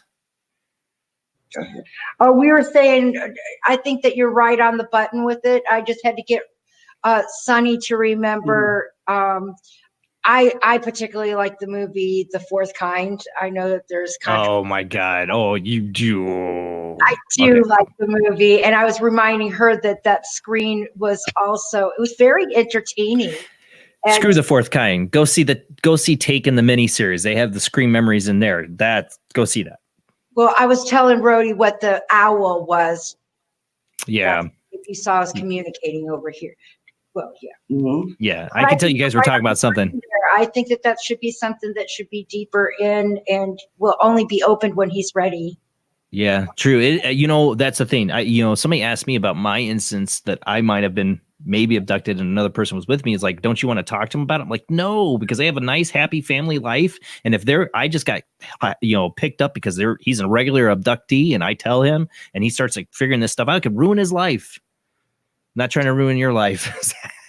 But I'm sorry. When you said that just sounded like a Scream memory. Go see Taken the miniseries. Really, my problem with Fourth Kind, I don't know if you've seen that movie, Zach, is because they present it as this is real. These are real things that happen. They turned and it was all made up, all completely made up bull crap. Yeah, I said Rody's shocked. Rody, it's crap. It's crap. They put the director up there. They put the hot actress Milo. I can't say her last name. They put her up there saying this is real, true accounts, and it's not. It's all complete crap. Go look it up. It's all complete crap. That's why I hate The Fourth Kind. It's one of those documentaries that is not real. If they would have said this is fake, but enjoy the ride, cool. I did the same thing with the Blair Witch Project. I know, and that's what I hate about that. But Zach, I'm sorry to like interject on your ghost story, but man, it screamed to me. And then to find out your brothers and sisters think along those lines, you should maybe you shouldn't. I don't know. It's on you if you want to discover more about that. Yeah, I just gotta have them sit down with me and talk about it. Yeah, I mean, we all have our own lives and all that, but just finding the time to sit down and talk about it. Yeah. And if you do discover you're abductees or were abductees or whatever, not my fault. Well, I mean, did I tell you the story though about it happened when I was like 13 or 14, where I had that sensation where I felt like I was falling almost, and then I end up, I bounce right up in my bed and I wake up and for some reason, I had my clothes on, but my underwear was missing. Oh my God. And I never found that pair of underwear ever again. Zach, I'm telling you, my experience I woke up, nothing extreme as that, but it was like a falling experience when I woke up. When you said it, you made my hair on the back of my neck stand up, man. Because my experience when I came to on this camping trip, this is why Terry Lovelace's story really sat with me, because mine was during a camping trip. When I came to, it was like I fell down into my tent. And I was backwards, and my shoes that I had slept purposely with on, because I'm out in the middle of nowhere and I want to be able to run out of my tent with my shoes on, was my boots. They're not easy to get off. I wouldn't be able to just slip them off in the middle of the night easily. Were off. So I thought that was really weird. And I had some memories later. And it's all stuff I blocked out of what abductees do. And I'm not saying I'm an abductee. I think I got picked up by somebody else who was. But what they do is you don't look at the question. You don't look at it. You write it off as something else. You might see all this other paranormal stuff, but you don't think about your own experience. Like it's your program not to. Yeah, I know. And I mean, it's just something that I gotta sit down and I gotta just think about this a little more thoroughly. Tread carefully. Well, thank you, Zach. Thank you so much for calling in all these years too. Absolutely, brother. Happy 200th episode, and happy Halloween to everybody. All right. Thank you, Zach. Have a great night. Have a good night, y'all. I mean, to go down the whole abduction path, but I couldn't help it. It just screamed at me. And I swear, if you see Taken the miniseries, not The Fourth Kind, but the Fourth Kind does. The Fourth Kind has a lot of good examples of screen memories and stuff. Yeah, that's why you guys are thinking of. But Taken the miniseries, it follows abductees through their families because it's generational. And one of the kids sees this like chipmunk that comes up to him, is like, "Come, let's go play," and but they can also have a lot of people. The clown thing, the clown or Jack in the Box things popped up with a lot of abductees. That's why it screamed to me, People have seen like a mechanical clown, robotic clown, or a jack-in-the-box. And that's something about that. So, and then the falling thing, that gave me goosebumps. Sorry, I couldn't help it. That's a whole. We got to get Terry Lovelace back on the show. He's such a, oh my God.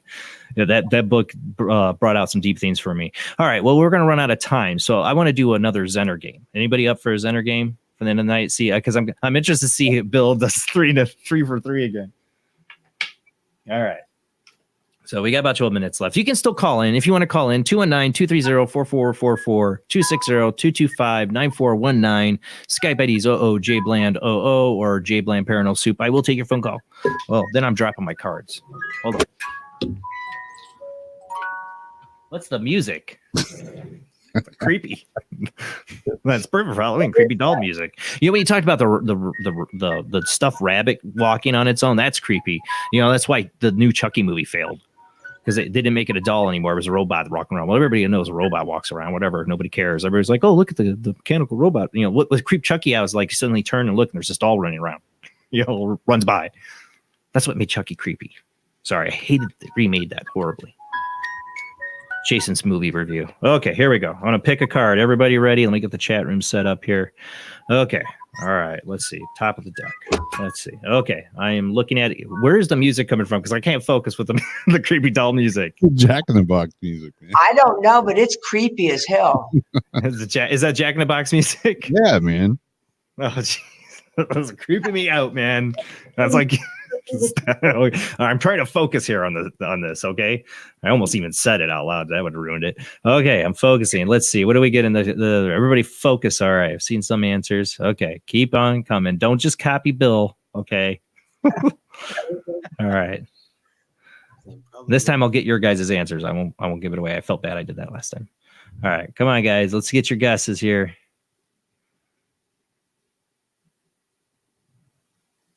Rolling in fast. Want to make sure we get as much of them as possible. I'm going to focus on this. It's not you failing if you don't get it. It's me. I'm not projecting good enough.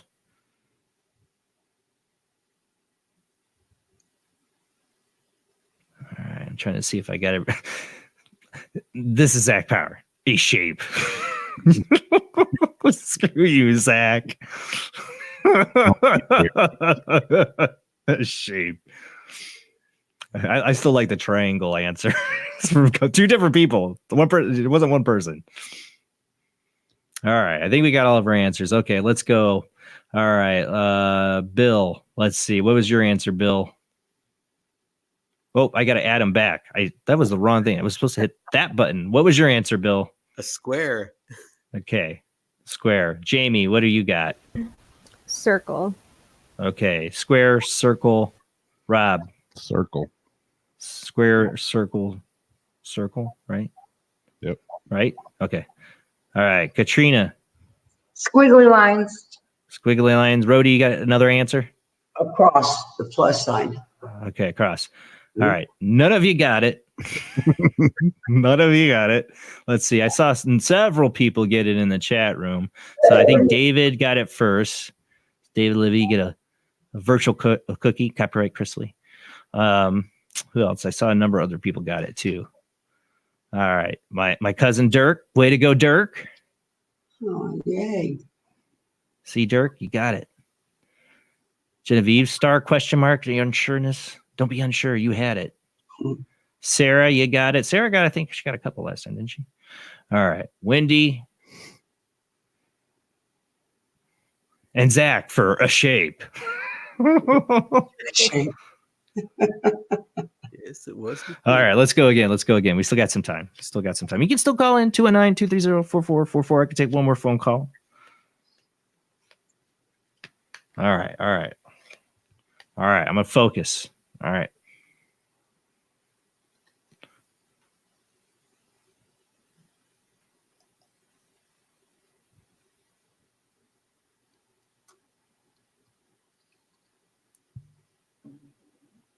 Trying to focus.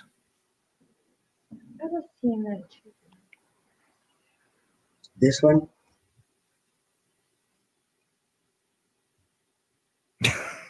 Again, there is no triangle. The lightning bolt.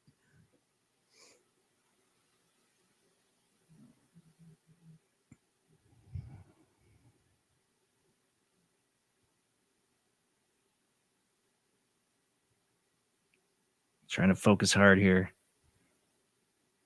We'll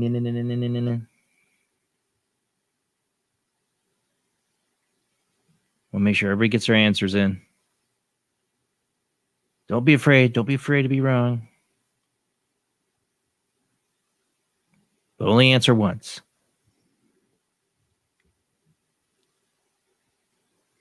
All right. We get everybody. I hope we got everybody. Bacon is, again, not a shape. Maybe if you meant the squiggly lines, Smog, maybe that's what you're saying, or you're hungry. All right. The answer we'll get in a second. All right. I'm going to say, okay, Bill, what did you get? 3 wavy lines. Okay. Jamie. Square. Square. Rob. Plus sign. Plus sign. Katrina. Plus sign. Plus sign. All right. No. You guys are 0 for 2. It's because it's late. Let's see. I saw somebody get it. One person got it. It'd be cool if it was bacon. It's Sarah. Circle. Rody got I had circle. too. See, I've been waiting for Rody to answer. I had circle. Yeah. Oh, I should have seen. I didn't even ask you this time. The one time I didn't even ask you, then you had it. You had something different. Yeah. That's all right. Maybe if we did food cards, people would get it better. I don't know. Let their stomach tell them, I'm hungry for bacon. All right, one more time. Try it again. One more time. Zener cards. All right, here we go. All right. Sending like multiple ways. Start sending your answers in because we got 5 minutes.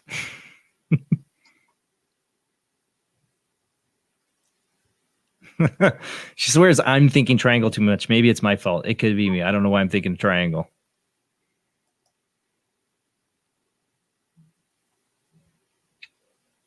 I don't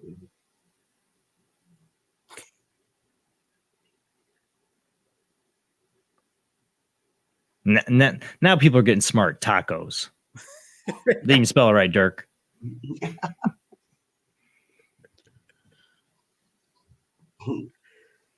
I ordered a taco last night and they gave me some $6 steak chiburrito something. I don't even know what it was. Wasn't worth somebody else's dinner was what it was. It wasn't supposed to be yours. Burrito.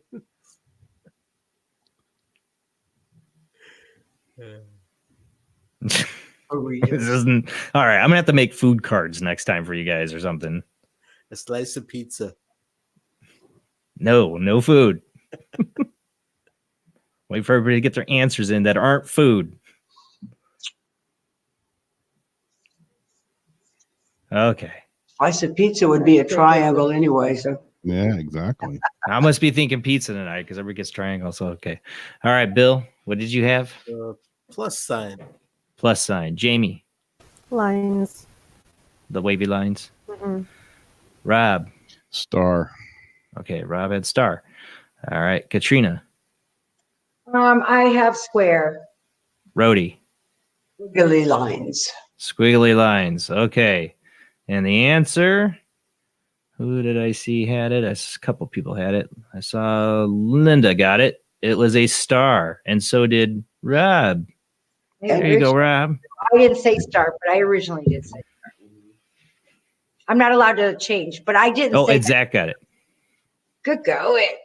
Zach, who said shape before. Honing in a little bit more specific there, Zach. Good job. But that's it. No more Zener games. I mean, that was pretty cool. Bill, the first time getting 3 for 3 was pretty good. Hey, Jason. Yeah. Jason, do you know why Dracula's mom gave him some cough syrup? Oh, God. No. Because he was having a coughing fit. No, jeez. Bump. What do you get when you cross a vampire and a teacher? Lots of blood tests. Oh.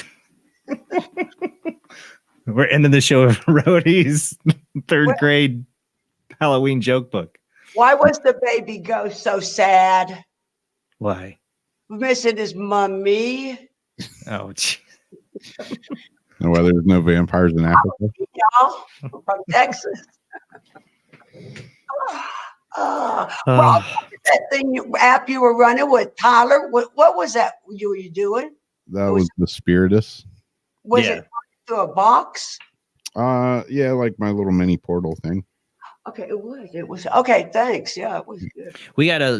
Will you edit that video? Because I think there's some stuff in there for Tyler. I mean, really do. It hurts hearing some. I don't know. Yeah. Having us, and I've been on your show. I think 7 or 8 times. Yeah, it's got to be getting up there. My first one was 9, and your first Halloween special, and to be on your 200th, I can't begin to tell you. Was 9 my Halloween special? I went on to 2 because right after that was a Halloween special. That we were with. Yeah, that's right. Because the first time I had you on with 9, you were like my first guest, and we brought we brought on a fan of the show that was early on. It was our 9th episode, so I shouldn't say fan of the show, but somebody I met doing the show who was experiencing some dark activity. We had that growl. Yeah. Lots of crazy stuff. But I just want to thank you, and you did fabulous, and what a great crew you got, and you deliver every week, and I just think that everybody tunes in, and thank you for getting paranormal information out there to good people. And like I said, I started doing this because I wanted a forum for people to get together to just have fun with the paranormal. We can get dark and we get into the darkness stuff and all that, but to have fun and discover your own abilities and learn something new about the world around you that mainstream media won't tell you. So that's my purpose. And everybody coming here, everybody sharing the show every Sunday out. Thank you so much. That is the biggest help. Just getting people to hear about the show is the hardest thing. So every time you share the show, that's the biggest help. You can't help out on Patreon, $2 a month, but sharing the show, telling your friends, anybody that's into the paranormal, let them know about Paranormal Soup. This is a place to come, hang out, learn about the paranormal, experience the paranormal, experiment with the paranormal. Anything weird goes. That's the show, Paranormal Soup. Subscribe to us on YouTube. Follow us on Facebook. The website is getting updated. It used to be HTTP, not secured website. I paid thank you from a generous donation from Rody. I was able to update our website, so it should be https mwpparanormalsoup.com. Secured site should be up here by now. I better be by tonight. Check it out. That's our website. And hope to see you next week. We have Patrick Cross, Paranormal Investigator, going to come on and talk about his haunted tours. And hopefully, I think he might have some evidence to play as well. That'd be great. So we'll see you next Sunday. Same bad time, same bad channel, 10 p.m. to 1 a.m. Central, 11 p.m. to 2 a.m. Eastern, 8 p.m. to 11 p.m. Pacific time. Check us out then. Like I said, follow, subscribe, and share with everyone you know about Paranormal Soup. See you next week. Thanks to all the Paranormal Soup team. Thank you, Katrina, Rody. Love you, ladies. Have a great night and a happy Halloween.